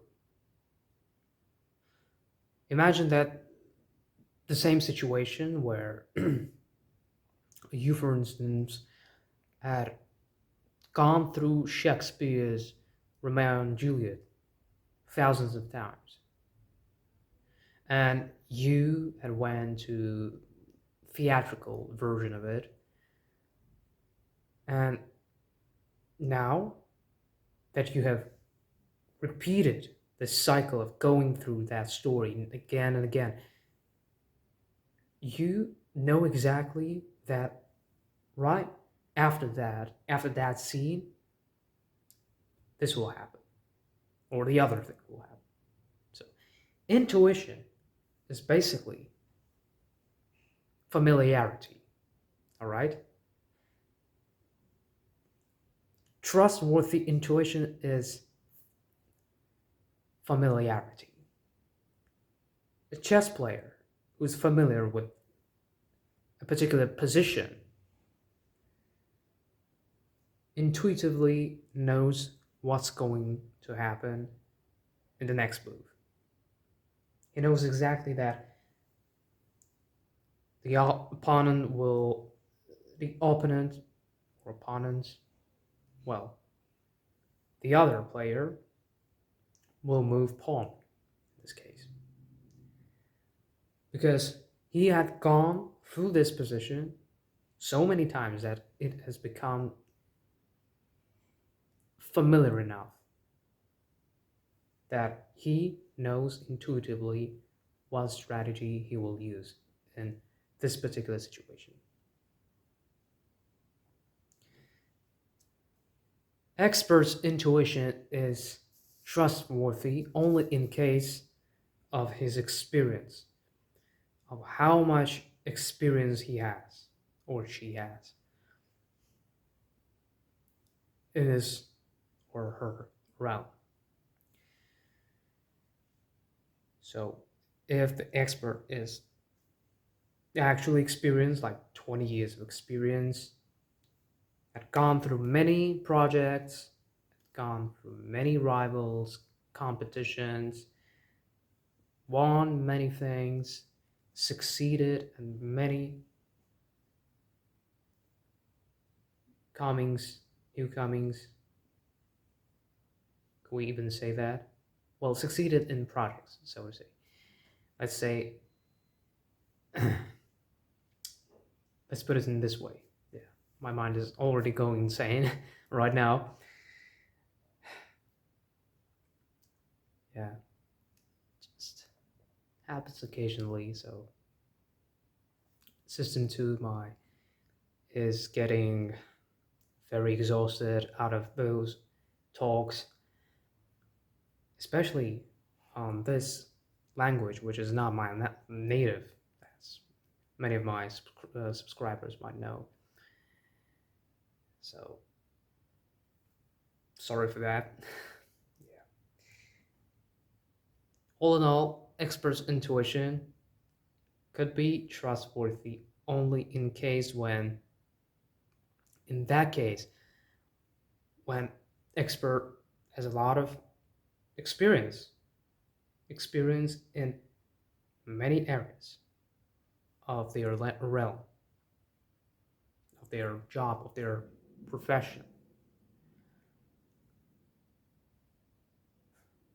And you know why sometimes many experts falsely believe that they have the understanding and that their predictions are valid just because experts are not aware of their experience.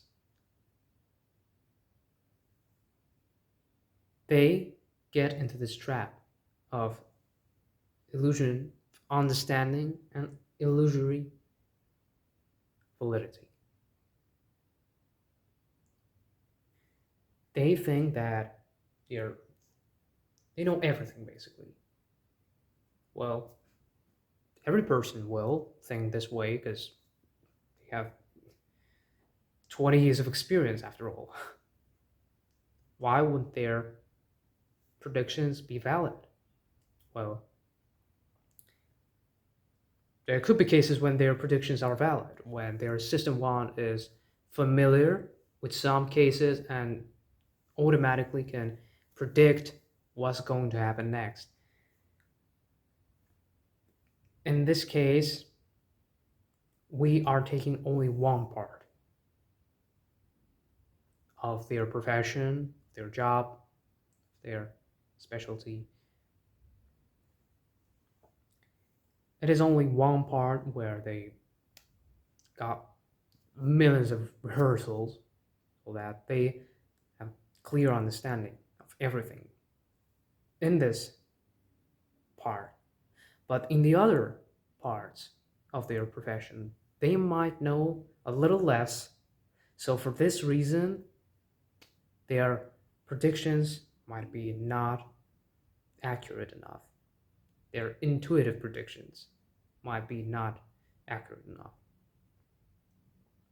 because they do not know their limitations of their intuition. Chess players' intuition could only spread to few positions, but not the other ones. So he has or she has limitations at this point. The limitation of consisting of three positions, for instance. Three positions have been rehearsed so many times that a chess player knows how exactly things are going to happen and could use their intuition with 100% accuracy that this will exactly happen. I think it makes sense, probably. And this was the chapter about expert intuition. Experts can be, at some points, trusted. Their intuition can be trusted. But broaden the sample and look at the picture with every detail. Because an expert might not have enough of the experience to predict. So keep that in mind.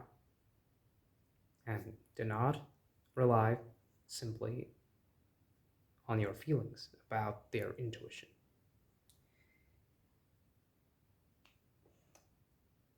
Outside view, our next chapter. Outside view. You probably have some understanding about them. Outside view is basically perspective, view from eyes of other people, right? This chapter is wholly about planning. Planning so that your plans are 100, not 100%, but mostly accurate. And even if there are blunders, the damage from these blunders are not massive. So when we plan, me included, we are too optimistic. Agree on that. Let's be honest. We are too optimistic. We think that everything will work out in the way we think right now, things going to happen. But when things actually came to happen, a sudden disaster happens, a catastrophe. Everything is happening in chaos. And our plans are ruined. But we were so sure that everything will work out. How could that not been predicted by us? How we could have missed that?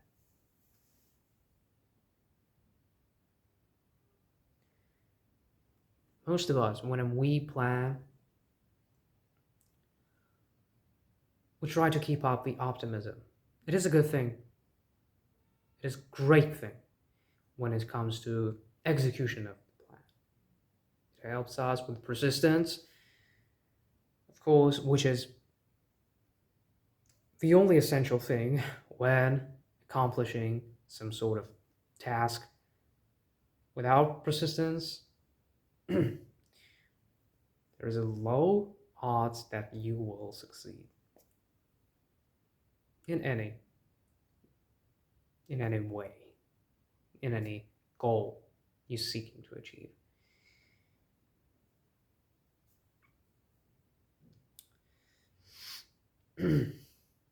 So there is a method,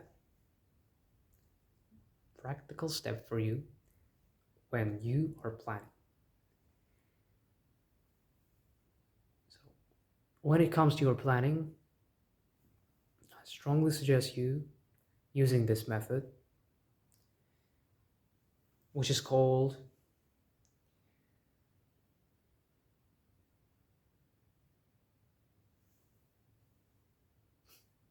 didn't so exactly so it is called pre-mortem session. Basically, pre-mortem session is imagining the worst case scenario. So before you start to plan, sit down, close your eyes, and for a second imagine the worst case scenario that could happen. What might hinder you from your plan being an ideal and from your plan being valuable?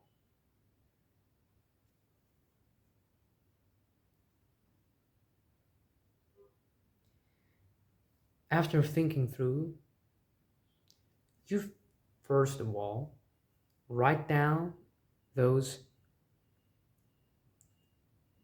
presumable hinders, factors which might hamper you when you try to follow your plans. First of all, when we are planning, we have to take into consideration the worst case scenario. What worst,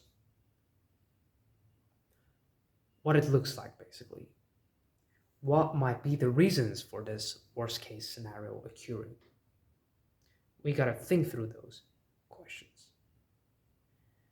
Well, it is one question, so we gotta think through that question. And after that, we'll just identify those presumable or presumptive, probably presumptive factors which might lead us to chaos, yeah, and which might hinder us in achieving our goals, our purposes. So it is very important to go through this procedure. Again, I'll describe it again. So you have the idea in your head, right? You want to create a business. Let's take a classic example. You want to create a business and you're just too optimistic. You think that everything will work out. There is no way that the failure will take over you, take over the whole process, create the chaos. No way, as you think.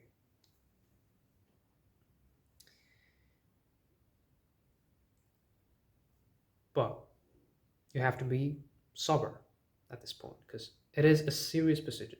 Planning. Planning is regarded as something difficult, all right, by many people, but still, people are just too optimistic. They think that they will think from a negative perspective, things not gonna work. I'm not telling you to get rid of your optimism, all right? You have to be optimistic when executing the plan. When it comes to execution, of course, there has to be positive thinking that yes, you will achieve success. Yes, you will be persistent. And an accurate plan will help you with that.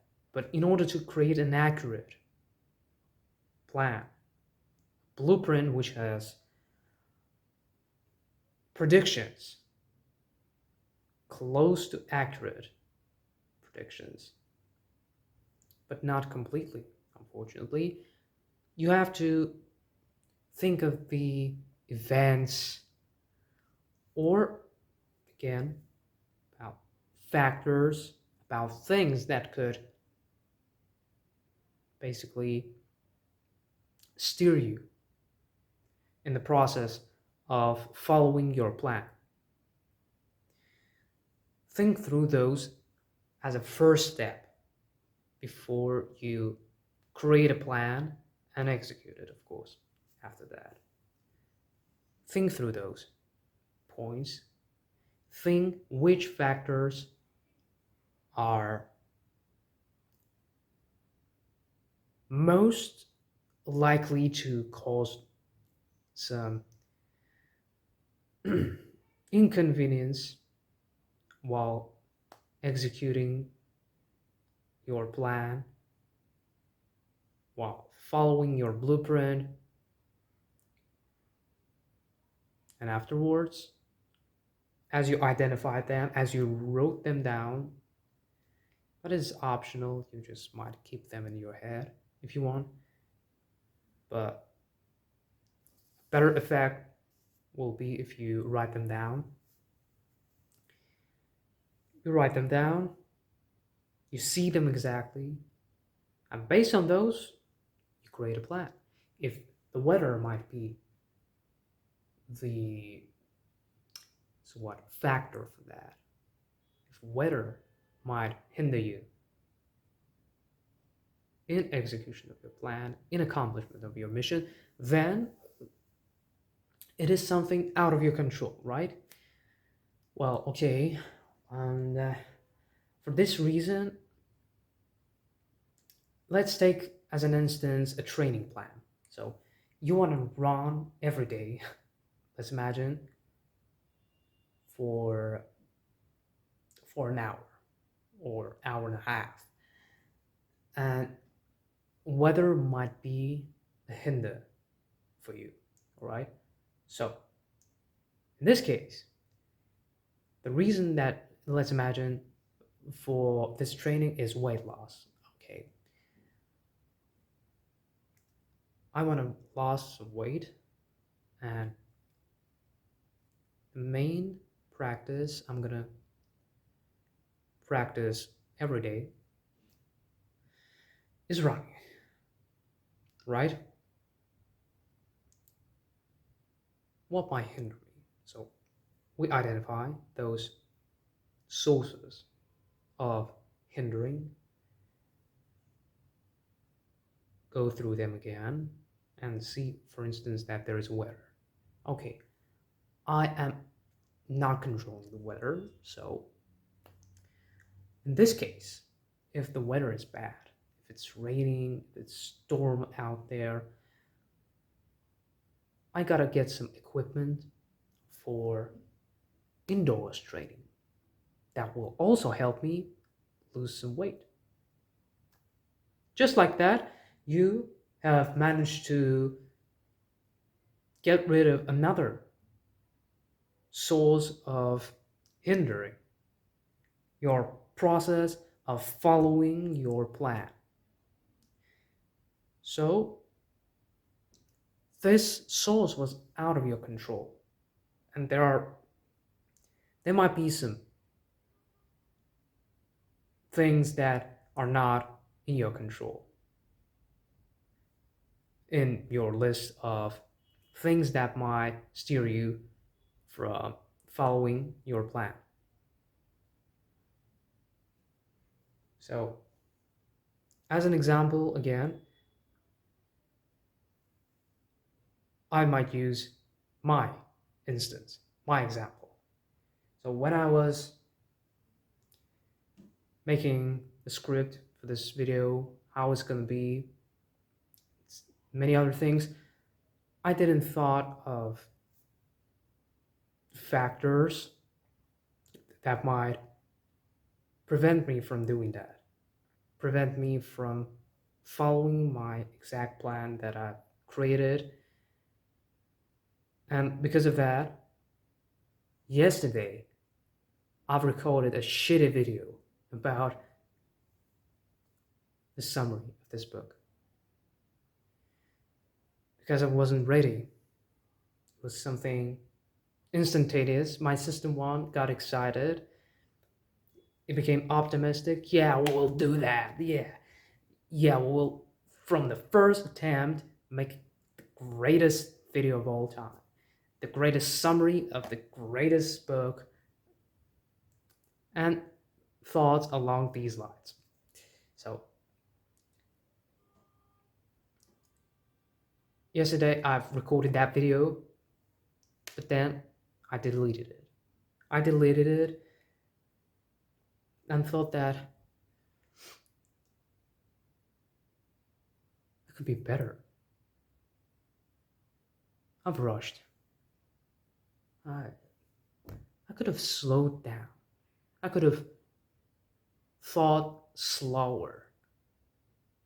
I could have used my system 2 in order to create a better plan for execution, a better script. Why didn't I?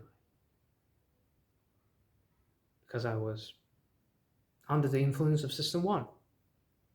It wanted this instant gratification feeling. And then I've gone through the section about overconfidence in this book and found that one of the most successful plans are created based on the worst case scenarios.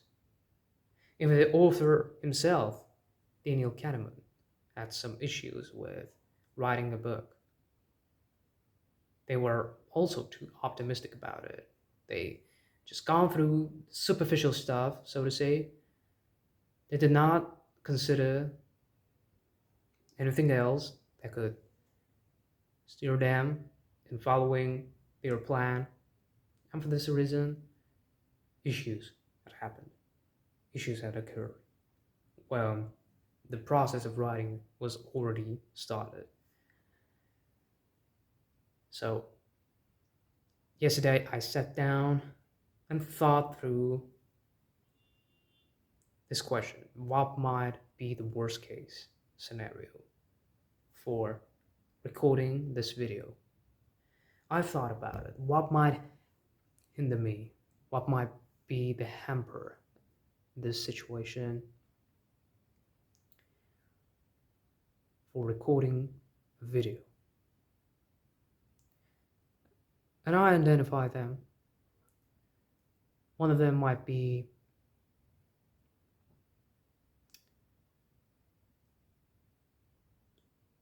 waking up time, for instance. Yeah. First of all, I recognize that if I'll wake up late, it is about 7 a.m., I'll have no time for getting ready, for warming up. 60% of my productivity will fade away, and so on and so forth. I'm a early bird, so for this reason I've decided to set an alarm to wake up exactly at 6 a.m. and I understood that this might be one of those sources. And for me, it is quite simple to get rid of that source just by setting an alarm, waking up at this time, 6 a.m., and creating the best possible video. And there were two other sources which could have steered me from following the plan and creating basically a plan for recording that video. One of those was fate. So maybe something unpredictable happened, which I was not able to foresee. This was out of my control as a weather. So in this case, I didn't thought what I'm going to do. Unfortunately, I was not able at this point to think what I'm going to do.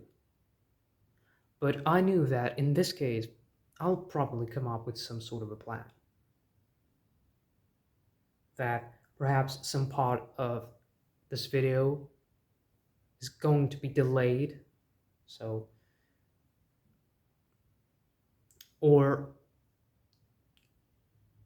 I'll have to delay the whole publication of this video next week or so, just in order to be able to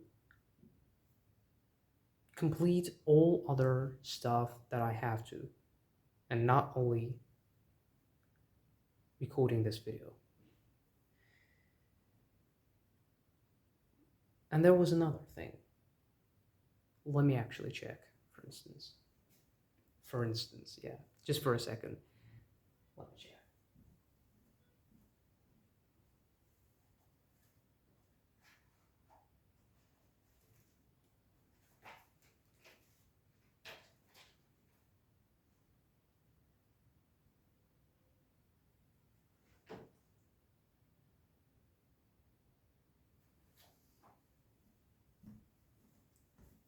So yeah, the other thing was being exhausted. So if I did not went right on time into my bed, then I would have woken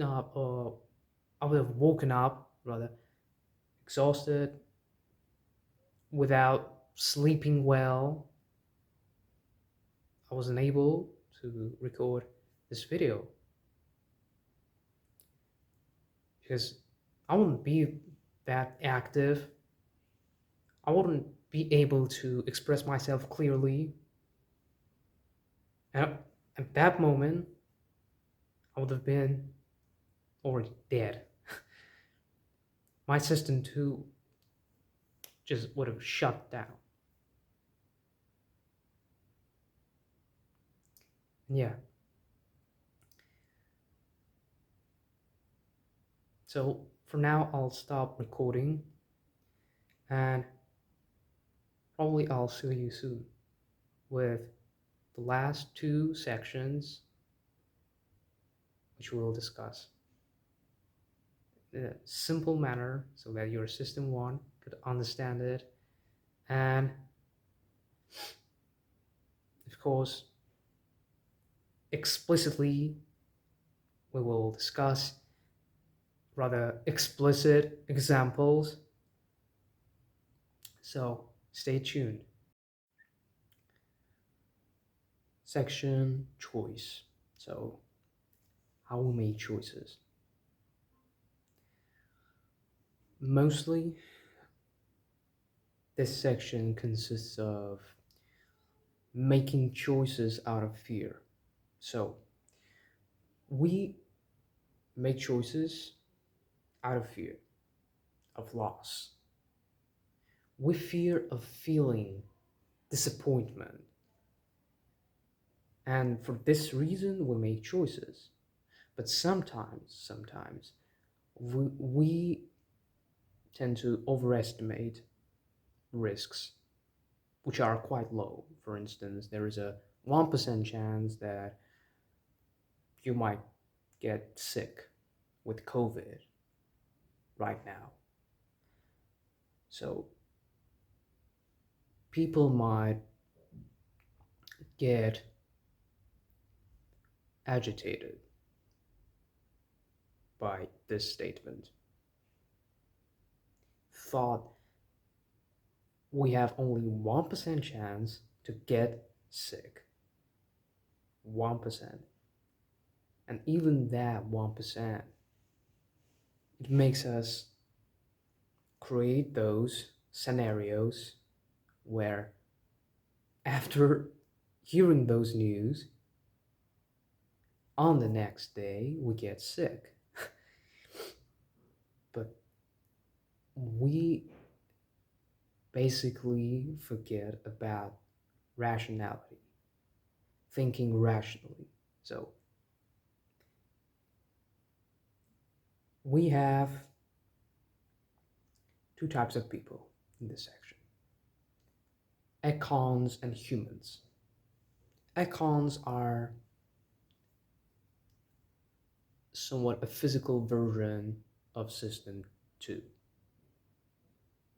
an individual system 2, so to say, an autonomous system 2. This person, econ, has no system 1, and for this reason, we might consider econs as robots. But even they sometimes might have some false beliefs or make false choices because they're also humans, as we are. Yeah, but they have developed this analytical thinking. Econs might be considered as simple statistics, or traders also could be considered as econs. So we have to try to think like econs, right? Humans, on the other hand, have system 1, right? So humans are simple people, or rather ordinary people like you and me. We have system 1. We tend to make a lot of mistakes, we tend to get under the cloud of many distortions. So this is what makes us humans. We are not 100% or at least 98% thinking rationally, all right? We tend to get under the distortions, under effects of different kind.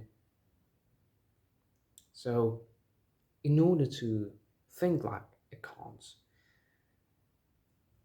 we have to first broaden perspective. So we will start with, let me see.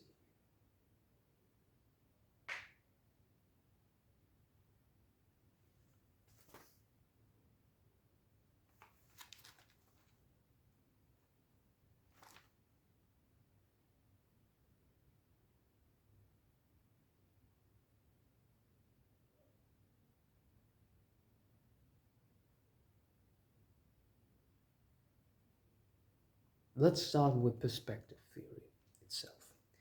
So, in the perspective theory, we'll learn that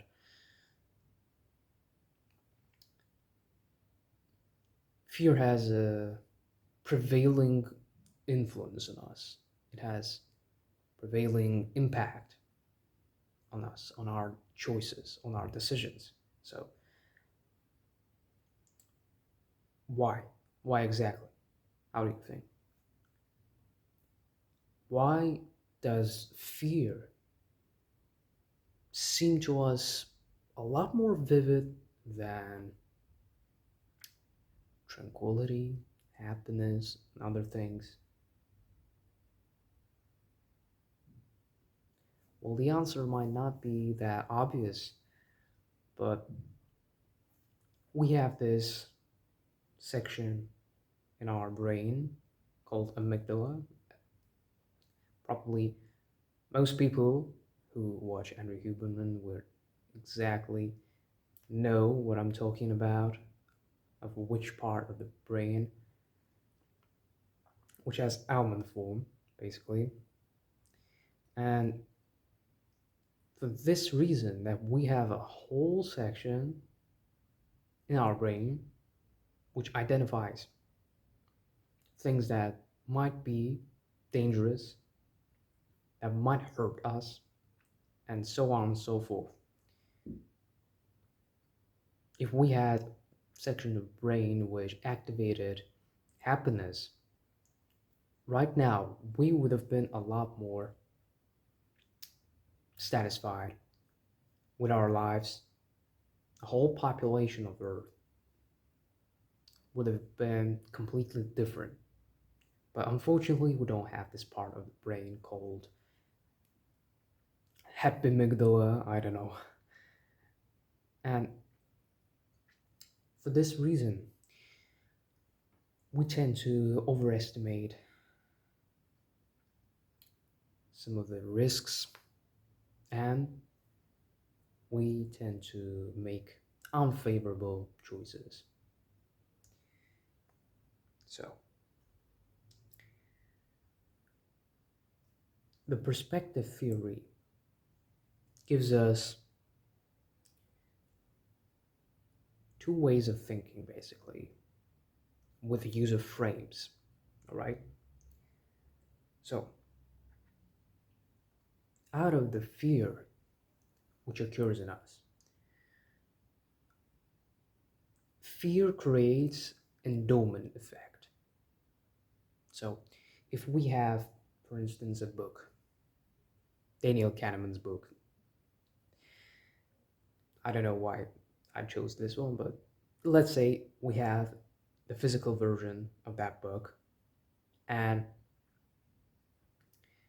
now someone in the internet says that he is ready to buy this book for $300, right?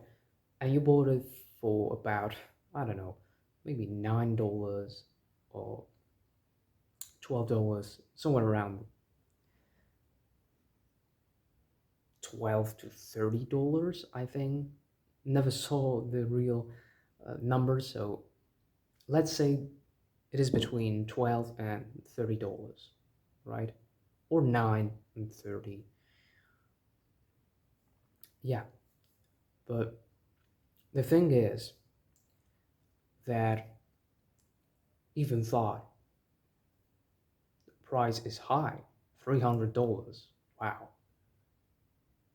You could have sold that, but something inside of you tells you that uh-uh, you should not do that.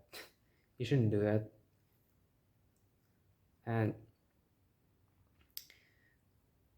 well, maybe my instance was not the correct one.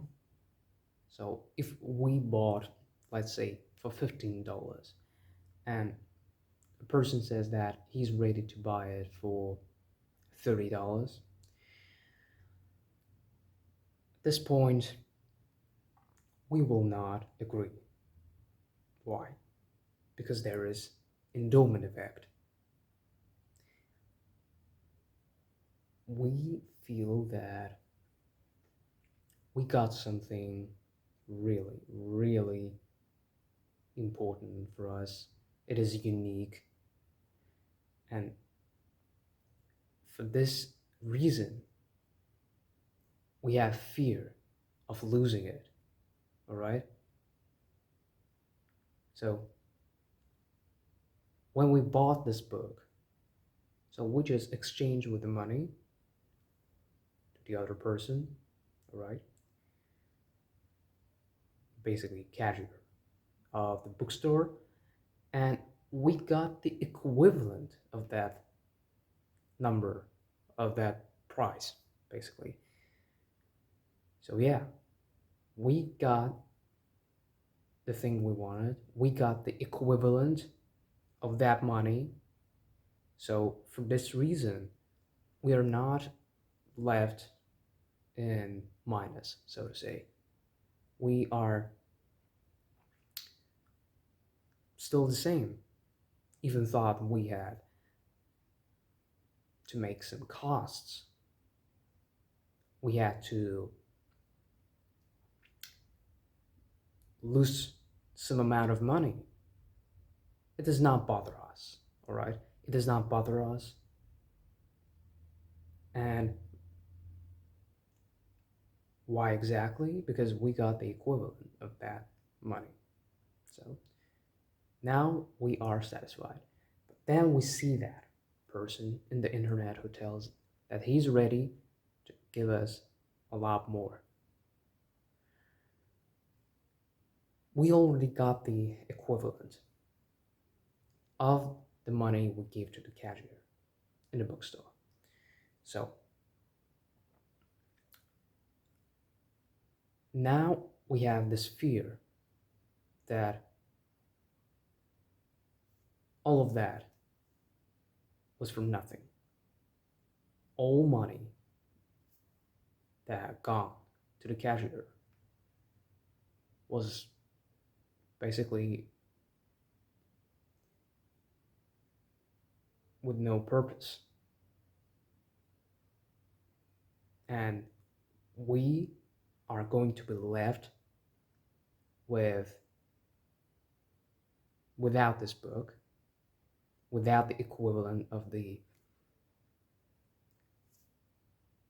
basically lost money.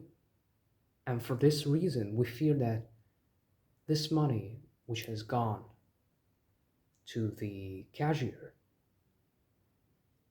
was robbery, basically. Yeah, it is a very complicated part because there are a lot of economics, a lot of finances, and they are deeply, tightly intertwined with psychology. But I think you understood me. So we give the money to the cashier and we get the equivalent for this price we gave. And now, when we are about to give the same book, we got the equivalent of that money to the other person for a higher price. We might feel content. We might feel satisfied for larger price. But because of this uniqueness, because we had already not sold, but lost basically some money, but it couldn't be regarded as loss because we got the equivalent. Now we are going to lose that equivalent, and this money which was left in the past is going to be cased as robbery, basically. We gave money for nothing. I think you understand that. And all of that is work of our system one, of course, which uses its mental shotgun and gets too deep into the rabbit hole and creates those gibberish scenarios, gibberish meanings out of everything. So For this reason, we're not so prone to sell our things in the market, but we are capable of doing that because a community of traders simply go through that process too. They too feel reluctant to sell their things, their individual things, their cards, if they are collecting cards, coins, for instance, if their hobby was coin collecting. At first, it seems very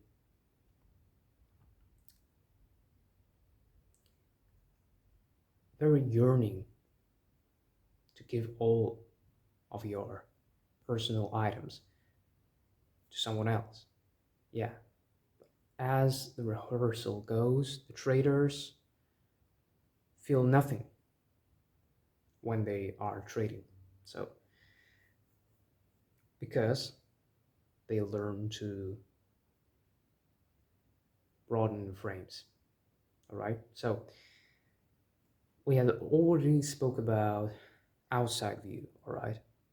Outside view could be implemented in making choices by broadening the frames. So, how exactly? Let's take an instance of heads and tails. There was somewhat an experiment, I guess, done. Not an experiment, but there was an occasion when two people, they were economists. Yeah, two of them were economists.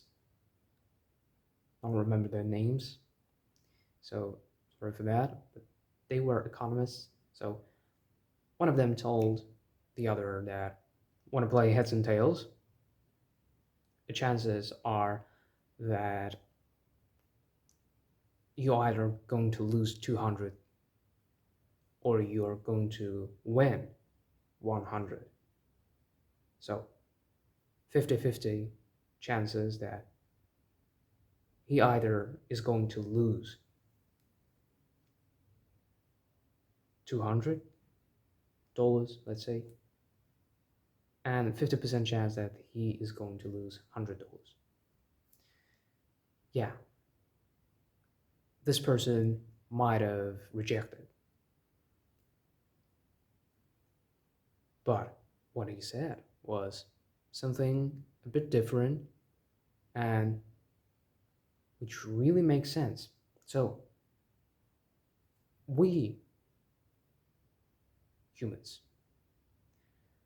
we have this attribute of loss averse.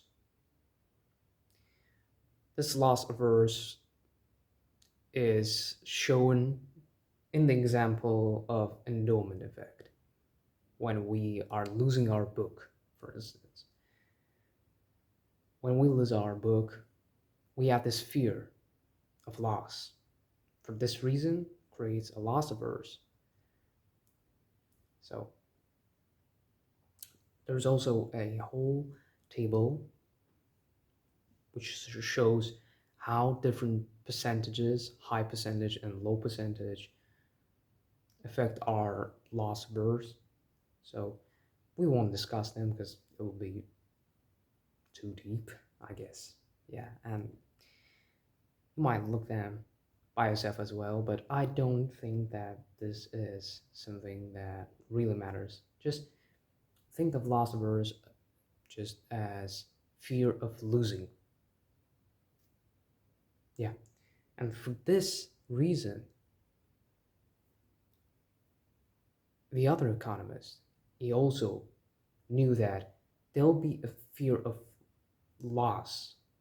He will experience loss averse if he agrees to play for one round. And for this reason, in order to reduce the loss averse level, in order to reduce the suffering from the loss, he creates many rounds. So they play heads and tails for about 3 rounds. 3 rounds, and each time, chances of his loss are dropping. They are starting to drop from 50% to 12%. All right? From 50%, it drops down to 12%. He had 12% chance to lose. And as that percentage dropped, the amount of money he got rised. It increased. So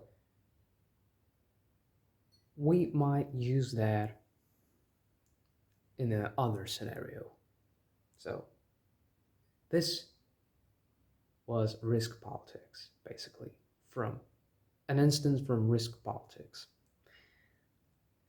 Imagine a typical scenario of creating a business. So you might instantly give up as you have some issues with creating a business. All right, that's fair. Well, you don't have enough resistance, probably. But you might follow this example of creating rounds. And by creating those rounds, you will feel less depressive, and at the end, there'll be success. The chances of your failure are going to lower. When you only start your business, chances of having a failure are quite high, all right? But as you stay longer in this business, you'll get more experience, and thus the percentage of your failure drops. Make sense? Probably. Yeah. So this was risk politics. And another thing about our risks is that we sometimes overestimate those risks. So an instance would be with tsunami in Japan.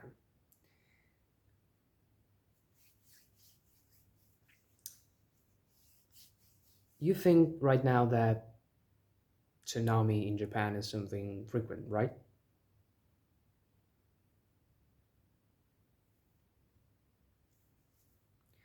Well, they're not.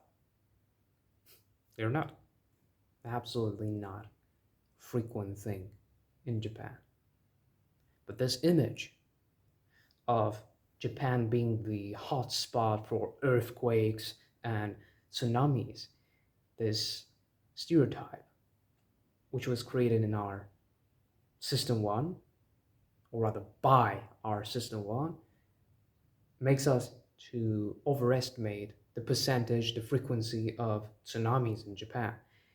And the same example, the same thing, could be applied to any other realm.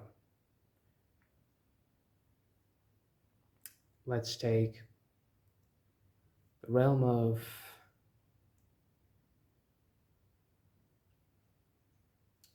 I don't know. You might create also your example by yourself. So choose any stereotype in your head, which you have, perhaps that, I don't know, there are plenty of rains in Thailand. So perhaps those rains are not that frequent in Thailand. So this is exact example of rare occasions, which we think are vice versa, often occasions. So do not, again, trust your system one. All of those examples which are described here are the result of our system one's perception of things. So from this section, we learn that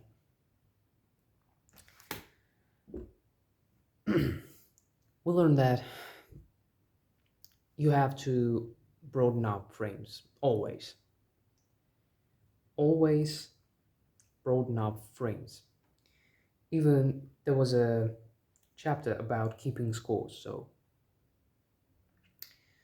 let's imagine that you had went to concert, you had already paid for the ticket, and now you hear on the radio that tornado will go nearby that place, so the roads will be closed for a while, and there is a low chance that you will get to the concert, but you had already paid the money. So your system one will think that, hell no, I gotta get there. I already paid my money. I already paid it. I got the ticket. Now I gotta get there. No way that I'm not going to get there. So this is a fast thinking, so think a bit slower, all right? This is money, all right? It is gone. What can you do now? It is gone. Yeah, it is a loss, but what can you do now? You cannot control the weather, right? You're not going to kill yourself by going through the barricades on the roads towards the tornado, right? So, yeah, there might be occasions when we do make a mistake like that, but we are not aware of it, happening. So, broaden the perspective. So, think about other people. Many people too probably have the same thoughts. So, you are not the one who is suffering. You're not the only one who is suffering, more precisely. When you think of it in that way, it does not seem that bad, actually. So broaden the perspective, find some other examples, and then you will understand that things are not that bad. You think that you are unique in this case, all right? That you experience pain individually, and none of other people who bought the ticket are experiencing the same pain. So broaden the perspective. That's all. That's all for the section about choice. And the last section about two selves is all about only one self. So there are two selves, experiencing self and the remembering self, right? So experiencing self is basically the one which is in the moment, in the present, which feels, sees, smells everything, perceives everything in the current moment. And the remembering self is basically an archive manager, so to say. So in your mind, you have this archive of memories. But there is one large distortion about those memories. So let's take an instance of listening to music.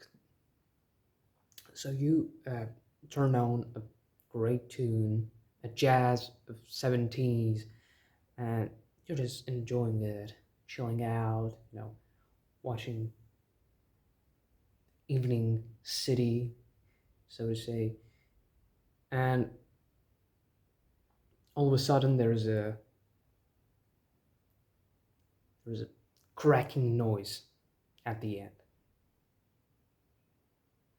And this moment, this peak moment at the end, when you were ready to perhaps relax a bit more, because when you listen to a music, especially a jazz, um, your whole body is energized, kind of.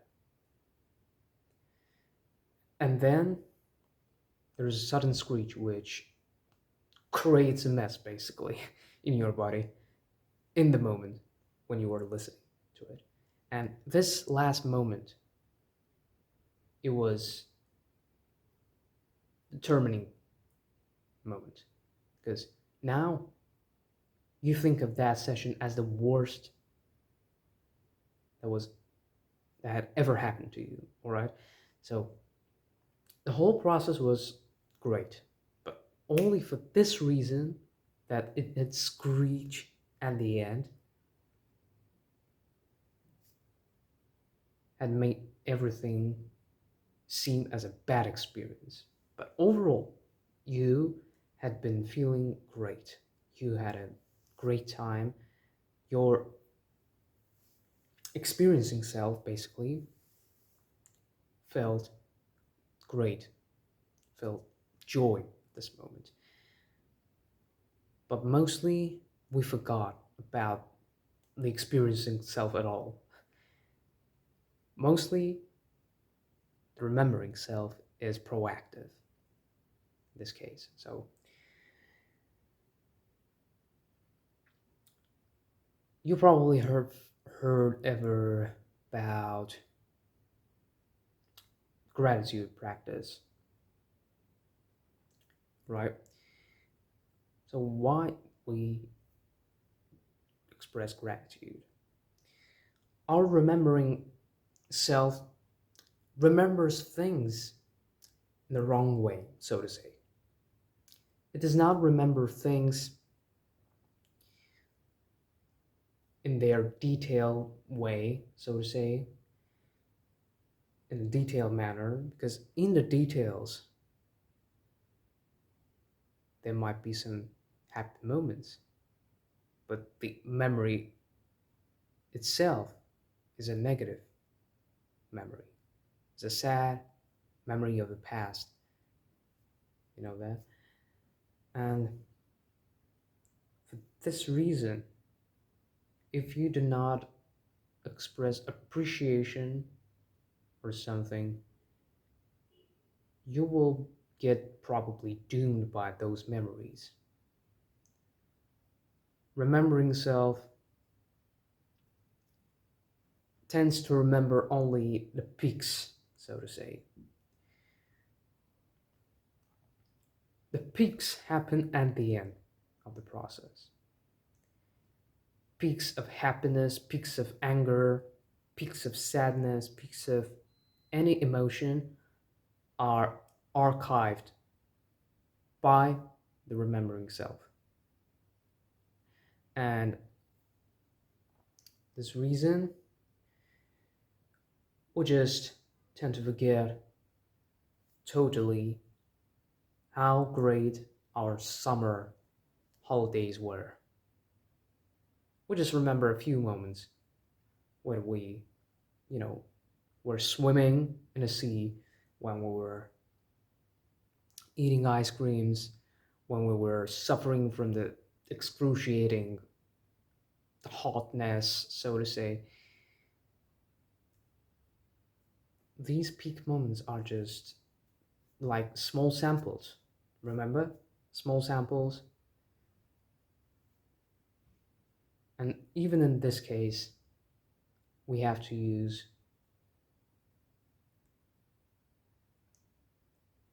outside view.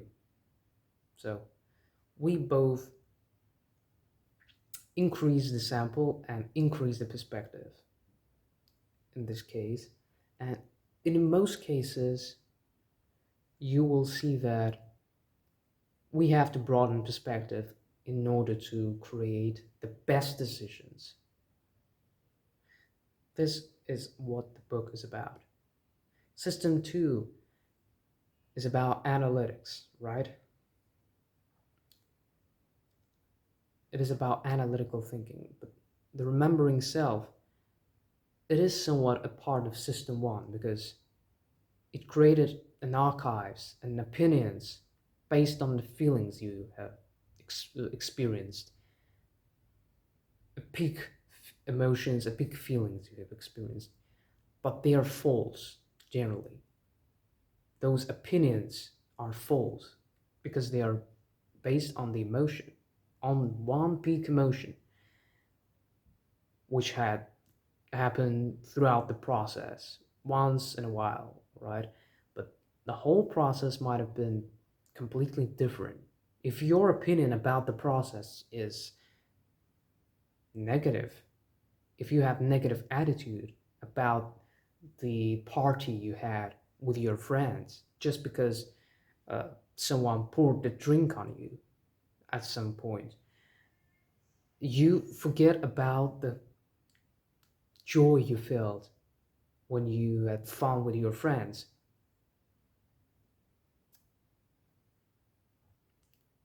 And for this reason, you should not trust your remembering self. And for this reason, we have to show gratitude for the past in order to keep our archive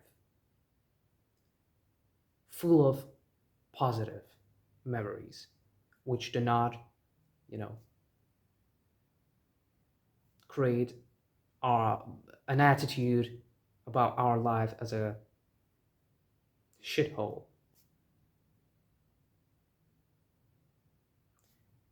And we'll forget mostly what we felt throughout the whole process of working, spending time with our family, spending time with our friends. We'll just remember a few peak moments. That's the programming of the remembering self. So yeah, this is the end. Finally, 2 days. This video had taken 2 days to record, and what have I learned from this book is that you always have to broaden perspective. Yeah. When you broaden perspective, you see many things. You narrow them, you see only problems, bad events, superficial stuff, all right? You see the tree. You see the tree, you recognize it, but you don't think about that tree is alive. Tree gives us the oxygen so we can breathe. We don't think about details, mostly because we're consumed by our own thoughts. But we have to broaden perspective. Broaden perspective in every decision. In every decision, we have to broaden perspective in order to create the best decisions, create the best plans, the most effective ones, which have consideration of worst case scenario that might occur, and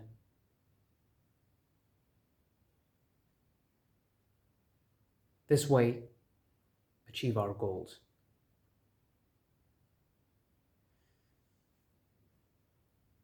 So hope you enjoyed this video, and hope you have a great day, great life.